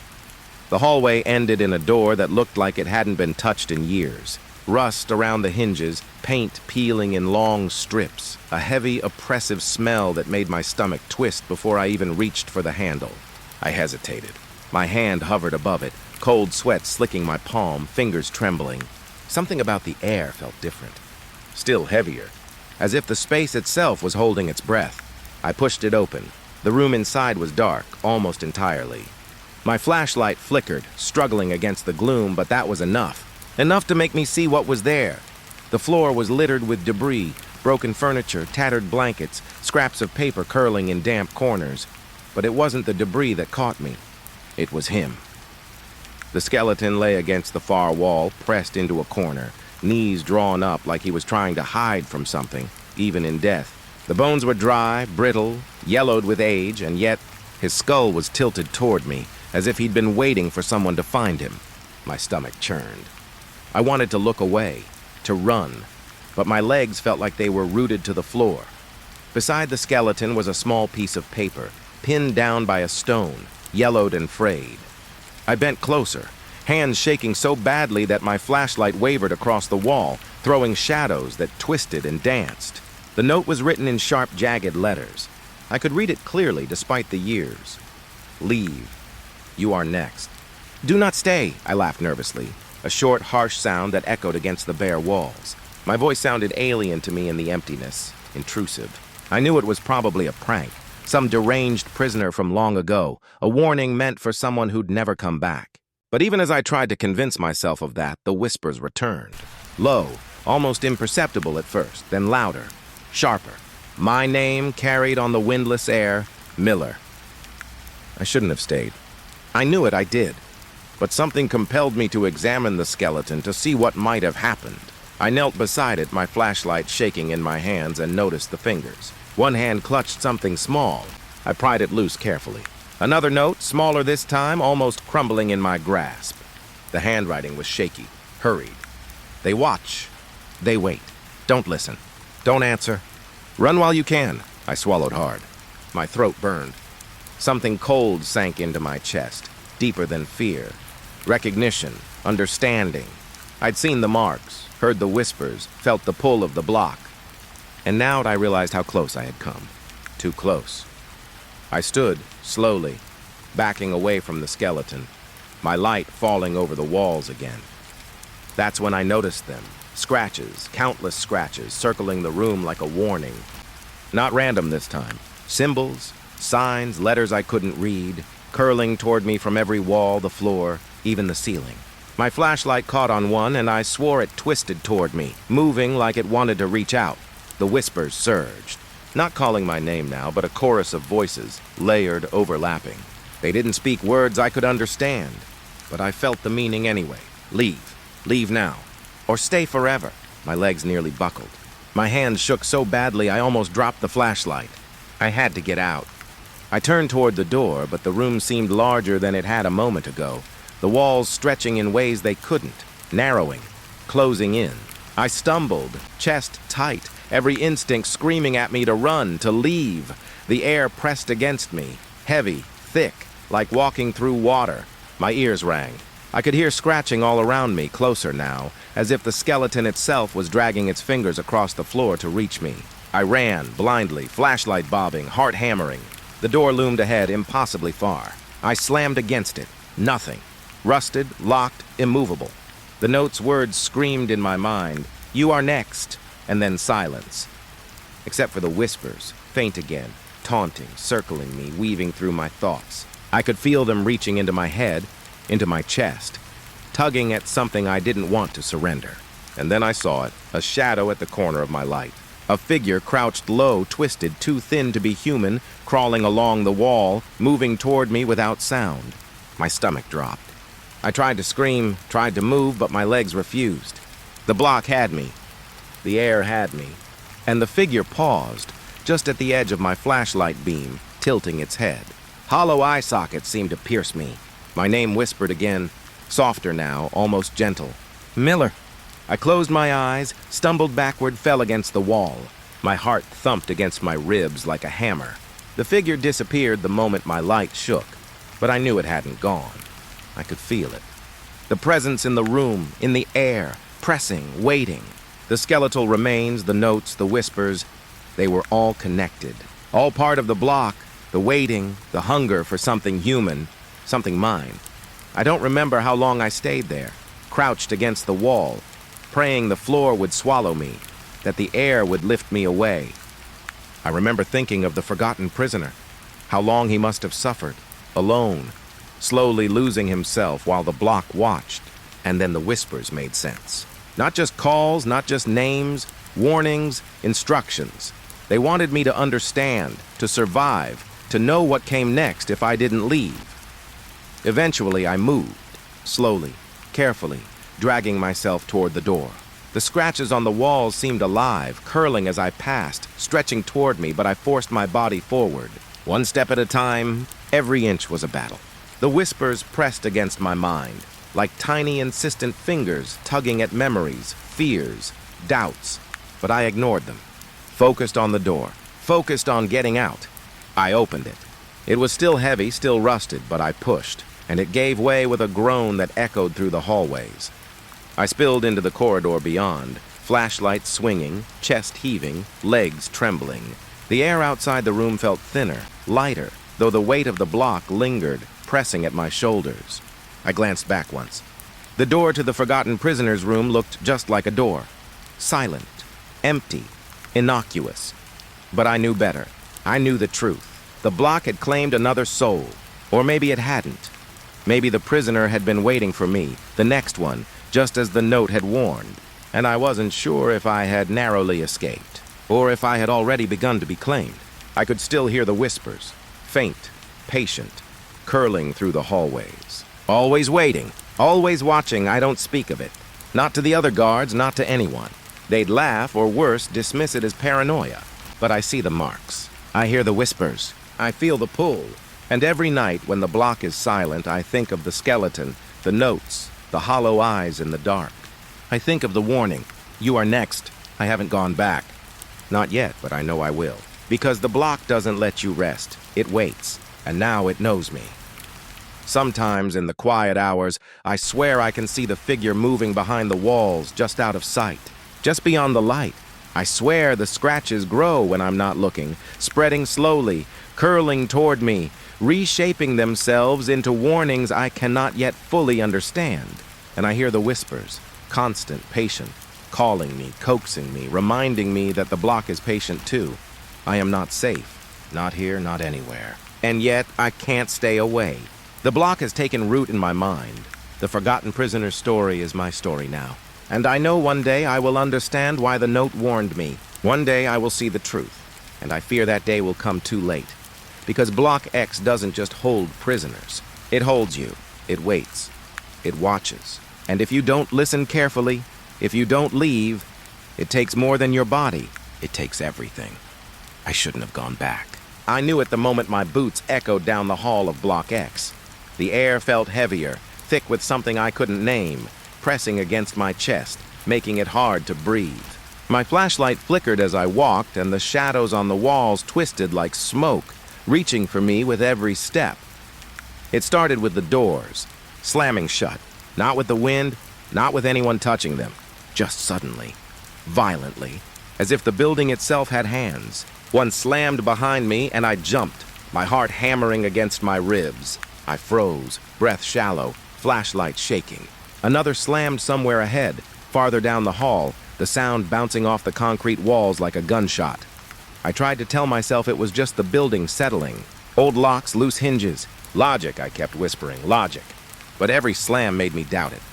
Every echo seemed deliberate, timed, like the block itself was hurting me deeper inside. Then I heard it. A faint sound at first, almost drowned out by the slamming doors. A laugh, low, soft, like it came from somewhere just beyond the edge of hearing. A laugh that was amused, patient, knowing. My skin crawled. I spun around, sweeping my flashlight through the shadows, but the hall was empty. No one there. Only the echoes, the concrete, the lingering smell of rust and decay. The laughter came again, closer, not loud, but sharp enough to make my stomach twist. It wasn't human, not really, and yet it carried a tone I knew, familiar in some impossible way. Somewhere in the dark, the block was alive, aware, watching, mocking. I kept walking, faster this time. My feet pounded against the floor, but the doors kept slamming behind me, one after another locking themselves in place. The sound built a rhythm, a heartbeat that wasn't mine but somehow synced with mine, echoing in my chest. I felt trapped. I was trapped. The hall stretched longer than it should have, doors multiplying, twisting, turning into corners I didn't recognize, twisting me around until I didn't know which way led out. The whispers had returned, low, murmuring my name, curling in my ears, brushing my thoughts like smoke through a cracked window. Miller, Miller. Not urgent this time, patient, teasing, as if they knew I couldn't leave, couldn't fight what was coming. My hands gripped the flashlight tighter, knuckles white. Every instinct screamed to run, but where could I go?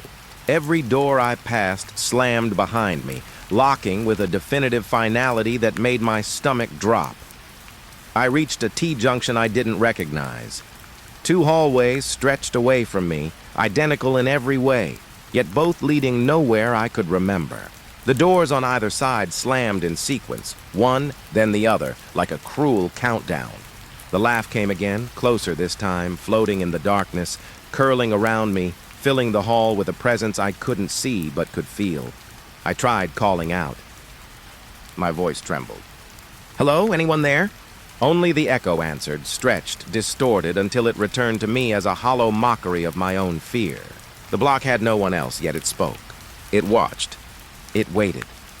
I turned down one hall, hoping it would lead me to an exit, some familiar door, anything.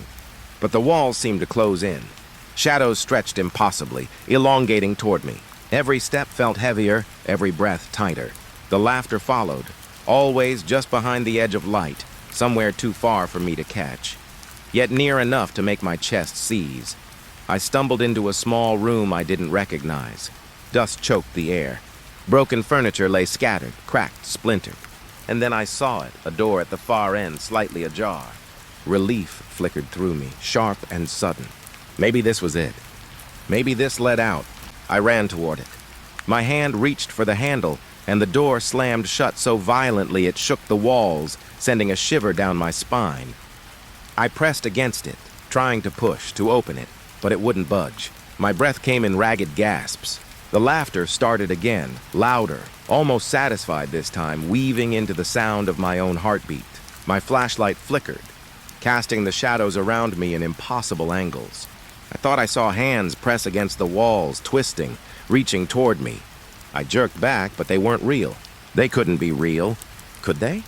The whispers joined the laugh now, low and insistent, layering over each other until I couldn't tell where one ended and another began. Miller, stay. Forever. You belong. I felt my knees buckle, pressing my forehead against the cold concrete. The room felt smaller, closing in, suffocating me. Every surface, every shadow, every echo seemed alive, stretching, moving, waiting. I tried to run again. The door in front of me stayed closed, unyielding. I turned back toward the hall, only to find the layout had changed. The hallways I had walked moments before were gone, replaced by walls where there should have been doors, twisting endlessly into darkness. I screamed. Not loud enough for anyone to hear, not even for the block to care, but it left me raw, trembling, hollow. The laughter shifted, closer, more intimate, like it was breathing over my shoulder. Forever. The word stretched out, a single note of finality. I could feel it inside me, inside my chest, crawling along my ribs. I pressed my hands to my ears, trying to shut it out. But it was everywhere, in the walls, the air, the cracks of the ceiling. I backed against a wall, trying to ground myself. My flashlight slid across the floor, revealing scratches, long and deep, carved into the concrete in a pattern that seemed deliberate. They circled me, twisted toward me, forming a spiral that drew my eyes downward, then back up. I felt dizzy, unsteady, like the room was tilting, stretching, bending. The whispers followed the motion, teasing, instructing, warning. I realized then that the block didn't just trap bodies. It trapped minds. It warped perception, twisted reality until it became its own thing, an organism built of fear and concrete. And I was inside it, trapped, already part of it. I tried the doors again, each one locked, each slam behind me echoing like a gunshot. My hands were raw from pounding, shaking uncontrollably. My breath caught in my throat. The shadows seemed alive now, moving independently of light, pressing closer, filling the corners with shapes I didn't want to recognize. And the laughter, always the laughter, patient, mocking, hungry. I fell to the floor, pressed my forehead against the cold concrete, and tried to remember the outside. The hallways of the prison, the other guards, the normal air that didn't carry whispers. I clung to it, to the memory, but the block was relentless. The shadows bent, the doors slammed, the whispers burrowed into my mind, unraveling the edges of who I was. Time lost meaning. Hours, minutes, seconds, it didn't matter. I stumbled from door to door, wall to wall, each slam echoing, each whisper closer, until I couldn't tell if I was moving or if the block was moving me. My flashlight flickered, dimmed, then died. I was left in the dark, complete suffocating dark, and then I heard it clearly, a single voice, faint, almost gentle, laughing softly somewhere in the blackness. I couldn't see it. I couldn't touch it. But I knew it was there, watching, waiting. I pressed my back to the wall, hugging my knees, trembling so badly I thought I might shatter. Forever, it whispered again, and the sound wrapped around me, curling in my chest like smoke. I tried to speak, to call out, but no words came. My tongue felt heavy, my lips frozen. The laughter and whispers pressed into my mind, a tide I couldn't fight. I felt small, insignificant, swallowed whole by the walls, by the block itself. The air was thick, impossibly so, and I realized I hadn't breathed properly in hours, maybe days. Time didn't exist here. Only the waiting, only the pull, only the inevitability. I don't know how long I stayed pressed against the wall, listening, trapped, alive and dead at the same time. The block had claimed the hallways, the doors, the shadows, the very air around me. And me. The laughter echoed, soft and patient, the voice weaving through my bones. Forever. Eventually I stopped fighting. I sat there in the dark, trembling, listening, the doors locked forever, the hallways twisting endlessly, the shadows alive and reaching. The whispers and the laughter became a part of me. I could feel them in my chest, in my head, in my fingers and toes. The block had touched me completely, and I realized the truth. There was no escape. Not tonight, not tomorrow, not ever. The doors would slam. The laughter would come.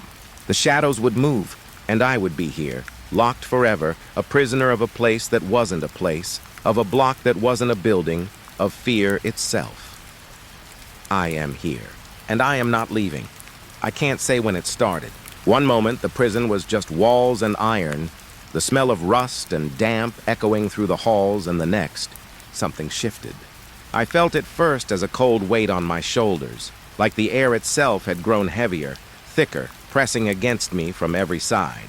I was walking my usual rounds, keys jangling, boots clacking against the concrete floor, when I saw them. Shadows. Not the kind that stretch across a room from the flickering lights above, but darker, denser, shapes that moved without a source, pooling in corners, slipping along walls, whispering just beyond the edge of hearing. I stopped, hand hovering over my belt, heart kicking against my ribs. "Do not be afraid," they said. Or maybe I imagined it. It was soft, a breath against my ear that didn't exist. I shook my head, trying to convince myself that the exhaustion of the night shift was catching up. But then I saw them again, clearer this time, shapes coalescing near the end of the hall. They weren't people, not exactly, not living people anyway. But there was something human in the way they leaned, the way they stretched toward me, beckoning. I followed. I don't know why. It wasn't curiosity. It wasn't bravery. It was the kind of compulsion that comes from knowing you have no choice. They led me down hallways I had walked 1,000 times, past cells I thought I knew like the backs of my hands. But these corridors, they were different. Narrower, darker. The walls whispered. The lights above flickered in time with my pulse. I could hear voices, low and broken, like wind through a broken grate. "Do you want to see the truth?" one of them asked. A shape closer now, and I could almost make out a face, a hollow socket where an eye should be, a mouth stretched too wide, smiling. "The truth." I swallowed, dry and thick, and nodded. Because what else could I do? Saying no was impossible. The air seemed to tighten around me, and I felt the grip of something cold, unseen, pulling me forward. They moved with me, shifting just at the edges of vision. Sometimes I'd glance and they'd vanish. Other times I caught them reflected in the small glass panes on the cell doors. Figures standing just beyond reach, just beyond comprehension. And the thing is, they weren't always in the same place twice. One moment beside me, another moment across the hall, their whispers folding into the echo of my own thoughts. I began to see things I shouldn't. Faces pressed against bars where no one was there. Hands reaching out from dark corners. Eyes staring from the concrete like they had always been carved in, watching, waiting. And they whispered my name sometimes. Not loud, not enough for anyone else to hear. Just enough to make my skin crawl. "Look closer," they said. "See what they hide," I did. And I wish I hadn't. I looked into the cells, into the faces of the men I guarded, and I saw their shadows, but not their shadows as I knew them. These were twisted, darker, hollowed out. Their eyes weren't theirs anymore. They were deep, empty wells reflecting something I couldn't name. I blinked, and they were gone. Just my men, breathing, sleeping, alive. Or so I thought. The hallways bent then. I swear they did. A corridor I knew was straight stretched into an impossible angle, the ceiling low, the walls curving in on themselves. I stumbled, hand on the wall, trying to keep my balance. And through it, I heard it again, the soft, dragging shuffle of feet that weren't mine. They moved around me, through me, and I could feel them in my chest, my stomach, pressing in, guiding. "Follow," they murmured. "This way," I did. I didn't want to, but the compulsion was stronger than fear, and soon the voices grew louder, overlapping, speaking all at once, pressing against my mind. I couldn't think straight. Every cell I passed whispered a secret, a memory, a sin I hadn't committed, but felt like mine. And the shadows, they shifted with each confession, leaning closer, wrapping me in a darkness that wasn't quite black. I remember reaching a stairwell. I had passed it countless times before, but this one spiraled impossibly, curling downwards into a depth I hadn't known existed. They swirled around me, floating just out of reach, their whispers urgent, insistent, "Go, down, see?" And I went. My boots made no sound on the steps, though each one felt like it took hours. The air grew colder, thicker, and I realized I couldn't breathe right. The shadows moved with me, but some stayed behind, waiting at each landing, coiling and uncoiling like smoke in a windless room. At the bottom, I found a cell that didn't exist in the records. The door was old, rusted, the lock broken, and inside, it was empty. Or so I thought. The shadows crowded there, pressing close, and suddenly, I saw myself. Not my body, not the reflection in the glass or metal, but a version of me crouched, huddled, eyes wide and wild, and it moved in sync with me, mimicking my breathing, my heart, my fear. "You see now," they whispered. "The truth." I wanted to scream, but my voice caught in my throat. The shadows leaned closer, faces forming and dissolving in the half-light, and I realized that the truth wasn't something you could look at. It was something that looked at you inside, underneath. It was all the things I had ignored, all the secrets I carried, and all the moments I thought I had forgotten. They were here, watching, waiting, and somehow guiding me. I stumbled backward, hitting the doorframe, and for a moment the shadows receded. I thought I was alone. But the air vibrated, heavy with anticipation, and I felt it then, a finger tracing along my spine, a weight of eyes on the back of my neck. I couldn't turn, couldn't run. I was too small, too human, too exposed. And they whispered again, softer this time. "You will understand. You must understand." I don't know how long I stood there. Minutes? Hours? It felt like the walls themselves were breathing, the floors pulsating beneath my feet. Every step I took echoed like it was happening somewhere else too, somewhere I couldn't see. And then, suddenly they were gone. Just the silence, thick and suffocating, and the faint smell of iron and wet stone. I was alone, or at least I thought I was. My hands shook. My heart hammered. I pressed my forehead against the cold metal of the door, trying to calm down, trying to tell myself it was exhaustion, hallucinations, the stress of the job.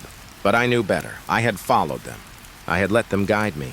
And somewhere deep down, I knew I wasn't finished yet. Because the shadows don't let go.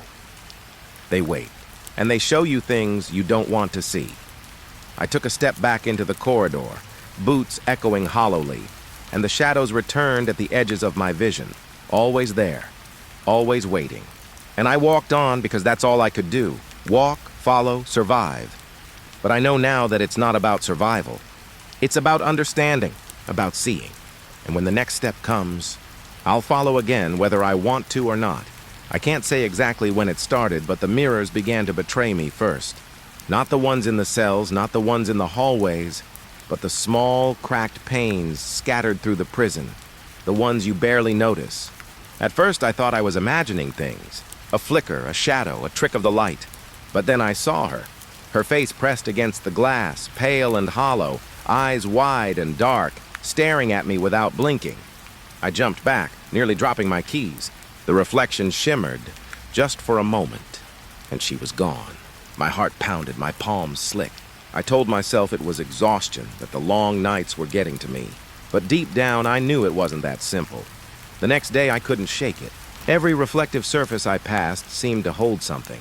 A face at the edge of my vision. A shadow lingering behind me that wasn't my own. And then I noticed the windows, the ones that looked out onto the empty yard. Faces stared back at me there too, pressed flat against the glass, as if they were trapped on the other side, watching, waiting. It wasn't just the faces themselves that got to me. It was the familiarity. I had seen them before, I realized, slowly, painfully. Guards who had disappeared months ago. Prisoners who had been transferred, or worse, had vanished without record. Their eyes held stories I wasn't meant to know. Stories of fear, of regret, of something darker, deeper. I wanted to look away, but I couldn't. Something in their gaze held me, rooted me to the spot. I began to notice patterns. Every mirror, every window, every reflective surface seemed to catch them at the same time, as if they moved together, as if the building itself had become a gallery for their silent observation. I started avoiding mirrors, covering the small glass panes with tape, black cloth, anything I could find. But it didn't help. Their faces appeared anyway, sliding into my vision when I wasn't looking, waiting for me in the periphery. Sometimes they spoke without speaking, a twitch of a lip, a narrowing of eyes, the tilt of a head. It was communication, or at least it felt like it. I began to understand their messages before I even realized it. Warnings, accusations, invitations. I didn't want to understand, but my mind refused to leave them alone. I started seeing them everywhere, in the corridors, reflected in the glass doors, in the cafeteria windows, when the light was just right, catching the edges of their faces in the corners. Even when I closed my eyes, I saw flashes, fragments that lingered after I opened them again. Faces pressed too close, staring, judging, accusing, warning. I felt their weight in my chest, their gaze in my skull. At night, the faces came closer. I could hear my own heartbeat in the silence of the empty prison, each thump a drumbeat of terror. I lay awake, staring at the ceiling, and when I closed my eyes, they were there again. Faces of guards who had taken the night shift before me, prisoners who had vanished under mysterious circumstances. Their eyes were empty, hollowed, like they had been drained of life. But they were alive in the mirrors, alive in the windows, alive in my mind. I began to question myself. Was I losing it, or was the prison itself alive? A living entity that remembered every soul that had passed through it. I touched the cold glass of a mirror one night, and for a split second, I saw not my own reflection, but a guard I had known, one who had disappeared months ago. He stared back at me, mouth moving silently. The words didn't reach my ears, but I felt them in my bones.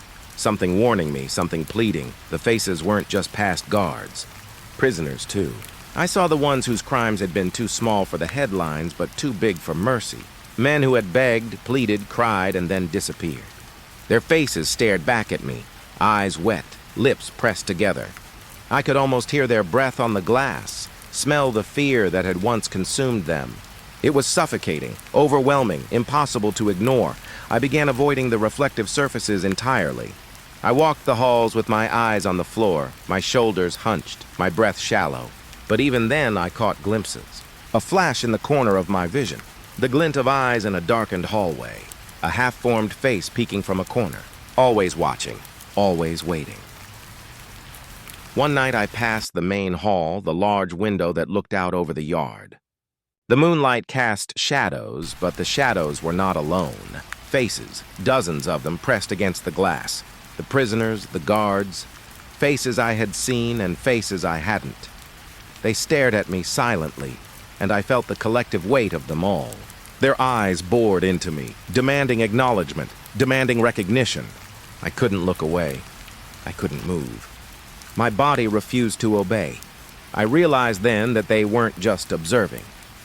They were judging. Judging me for what I had done, what I hadn't done. For the moments I had turned away from fear, from cruelty, from despair, they held me accountable. Silent witnesses to everything the prison had forced me to see, and everything I had forced myself to ignore. I began keeping a journal, writing down what I saw, what I felt. It was the only way to keep myself grounded, to separate reality from hallucination. But the faces didn't care about my words. They seeped into the pages anyway, drawn in by some unseen hand, pressed into the margins, eyes staring back from ink and paper. I noticed something else. Sometimes the faces would move in sync, tilting, blinking, breathing as one. Other times they argued silently with each other, lips moving without sound, expressions flashing, shifting. I tried to listen, to understand, but it was impossible. Their language was not my own, yet I understood every accusation, every plea, every warning. It was a language older than memory, older than the prison itself. The strangest part was how human they were. The fear, the regret, the longing. It wasn't horror. It was everything I recognized in myself, everything I had buried. They mirrored me in a way I could not escape. Every time I saw their faces, I saw fragments of my own fear, my own failures, reflected back at me. One night I woke to a noise, a soft tapping, like fingernails against glass. The mirrors in the hallway were covered, but the windows remained. I approached slowly, dread crawling along my spine, and the faces appeared. They weren't just pressed against the glass this time. They were moving, emerging, phasing through the reflections, and I knew, without thinking, that if I stepped too close, I would be pulled in, absorbed into their world. I retreated, heart hammering, but I couldn't leave. I never could. The prison had claimed me as much as it had claimed them. And the faces, the recurring faces, they were the price of knowing it, of understanding the truths buried within these walls. Days blurred into nights. I stopped keeping track of time. The faces didn't let me rest. I saw them in puddles of water, in the blackened screens of broken monitors, in the polished metal of the doors. Every glance reminded me that the prison never forgets, that the lives within it never truly end. They continue to watch, continue to judge, continue to whisper. And then one evening I caught my own face among them. My reflection, twisted and hollowed, staring back at me with eyes that were not entirely mine. I tried to turn away, but the reflection moved in tandem, mocking me, warning me, claiming me. I felt a chill crawl through my bones, a whisper at the edge of hearing, saying, "You are one of us now." I stumbled back, gasping for air, and the faces receded, melting back into the glass, into the shadows, into the prison itself. But I knew it wouldn't be long before they returned. Always watching, always waiting. And every time I saw a mirror, every time I passed a window, I would remember that they were there, somewhere between reflection and reality, and that I could never escape the judgment in their eyes, because the prison remembers. And so do they. I thought leaving would be simple. I thought I could walk through the gates, out into the cold night, and never look back. But I was wrong. Every exit I found, every door, every stairwell, every narrow hallway that promised freedom, it betrayed me. It started with the front gate. I approached it at first light, keys clutched tight in my hand, heart hammering with a mixture of hope and fear. The chain was old, rusted, but unlocked. I pushed. The gate groaned, the hinges screeching, but I stepped through thinking, finally, freedom. The night air hit me like a wall, sharp and cold. I breathed it in, chest heaving, and started to walk toward the edge of the property. But the ground beneath my boots felt wrong. The concrete cracked and stretched in impossible angles. And then I looked up, or thought I did, and I was back at the front gate. Not outside, not free, back inside. I stumbled, dizziness twisting the edges of reality. The hallway stretched before me, longer than it had ever been. I tried the side doors, the emergency exits, the staff entrances. Each one led me to the same corridor I had walked 1,000 times before, walls closing in, shadows shifting just beyond vision. The prison wasn't supposed to be a labyrinth. It wasn't meant to trap anyone who tried to leave. But it had trapped me. Panic clawed at me, thick and bitter. I ran, boots pounding against the concrete, lungs burning. I tried to memorize landmarks, to mark doors and hallways with scratches in the walls, anything that might anchor me to reality. But the scratches disappeared. The doors I had passed were gone, replaced by blank, unyielding walls. The shadows I had once followed weren't helpful this time. They waited in corners, in doorways, in reflections, but they didn't guide me. They just watched. I stopped in a hallway, hand pressed to the cold wall, trying to calm my racing heart. The silence pressed in around me, broken only by the faint, irregular drip of water somewhere in the distance. And then I heard it, a whisper, soft, almost comforting, but wrong. "You can leave!" I spun, searching for the source. The shadows moved, swirled at the edges of vision, but no one came closer. My hands shook and I realized the truth. It wasn't a guide. It was a lure, a trap. Everything here is a trap. I tried the stairwells next, desperate, thinking maybe I could find an upper exit, a roof, a window. I ran up flight after flight, counting steps, pressing my palms to the cold metal railing, my body trembling. And at the top there was light, pale morning light, soft and promising. I stepped forward and the stairwell twisted beneath me. The steps elongated, stretched into an impossible spiral, and when I reached the top, I was back in the hallway I had run through before, walls gray and unbroken, the fluorescent lights flickering overhead. I sank to the floor, head in my hands, chest heaving. My mind scrambled for logic, for reason, for anything that could explain this, but there was none. The prison had become a cage with invisible walls, a living thing that refused to let me go. And I realized then it didn't want me to leave. Hours, or maybe days, passed, though I couldn't be sure. Time was meaningless here. I walked, I ran, I pressed my hands to walls, tried to scream, tried to sleep. But sleep only brought dreams, and the dreams brought the faces. Past guards, prisoners I had known, eyes hollow, mouths moving silently, mouths whispering secrets I didn't want to hear. And when I woke, I was never where I had fallen asleep. Never anywhere familiar, I found the windows next. Windows that I had once stared through in awe of the outside world. The sky was always the same, gray, oppressive, distant. I opened one thinking I could climb, thinking I could escape. But the air outside was still prison air, thick and stale. When I stepped through, I was back in a hallway, staring at a closed door. The small, cracked mirror at the end reflecting my exhausted, hollowed face. I tried not to scream, but I did anyway. The sound echoed, bouncing off walls that shouldn't have been there, repeating, mocking me. I started seeing more than faces. I saw doors where walls should be, stairwells spiraling into impossible angles, hallways that bent and twisted, doors that led to stairwells that led nowhere.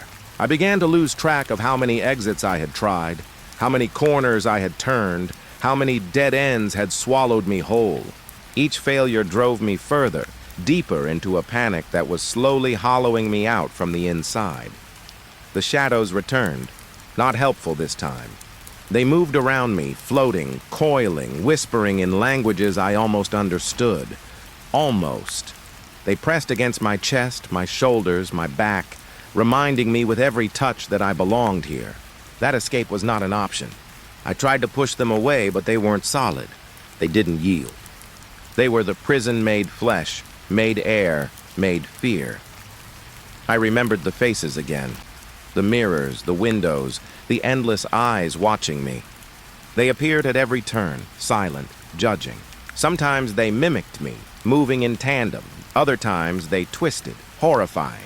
Faces smiling where smiles shouldn't be, laughing silently at my failed attempts. I realized then that leaving wasn't about the doors or the gates. It was about acknowledgement, understanding, acceptance. The prison wanted more than my body.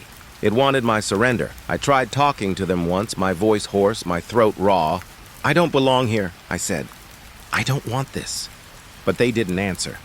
Not with words. Only with eyes. Hollow, empty, knowing eyes that pierced through me, through my skin, through my bones. And I knew they didn't care what I wanted. They only cared what I was. I fell again, collapsing in a corner of a hallway that wasn't supposed to exist. I pressed my face to the cold concrete, tears mixing with sweat. Whispered apologies I didn't understand to faces I couldn't name. And the hallway shifted. The shadows leaned closer, and I felt the weight of the prison pressing down, compressing me, reshaping me.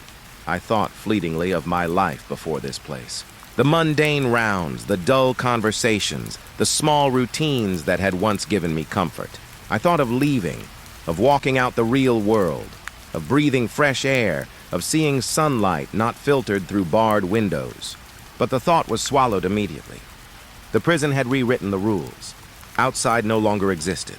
Freedom was a memory, a cruel joke, an illusion I had chased like a fool. I tried one last time to run. I remembered the emergency exit in the southwest wing, a door I had never opened. My legs carried me, driven by desperation. But when I reached it, the door was enormous, impossible, stretching upward into darkness. I touched it. Cold, smooth, unyielding. And when I stepped back, I was in the yard again, surrounded by walls I had tried to escape, gates I had tried to cross, the sky gray and heavy above. I fell to my knees, surrendering to the inevitable. The shadows gathered around me, curling like smoke, whispering not to guide me, not to warn me, but to claim me. I realized then that the prison wasn't just a building. It wasn't just a place of walls and bars. It was alive. It remembered. It judged. It fed on the desperation of those who thought they could leave. And I had fed it. I looked into the mirrors now, no longer trying to avoid them. The faces stared back, countless eyes, hollow, accusing. Some familiar, some strange. And in the reflection, I saw myself, not the me I knew, but a version hollowed, exhausted, broken by endless attempts to leave. The reflection moved with me, twisted with me, claimed me. I was part of the prison now. I realized the truth. Escape is not a path. Escape is not a choice. Escape is an illusion, a trick played by walls that breathe and floors that twist. No matter where I go, no matter what I try, I am still here. And the faces, the shadows, the prison itself, they will never let me go. I don't know how long I will stay here. Hours, days, years? Time bends, stretches, loops. My footsteps echo endlessly through halls that shouldn't exist. The windows show sky, but no sun. The doors promise exit, but deliver only circles. And I walk, endlessly, knowing the truth. I am trapped. Forever. I press my hands to the walls now, feeling the cold seep into my bones. I whisper to the faces in the mirrors, to the shadows that coil around me. I don't fight anymore. I don't try to leave. I only walk, follow, surrender. Because this is the only thing I can do. And perhaps one day, understanding will come. Perhaps then the prison will finally let me exist. Until then, I walk.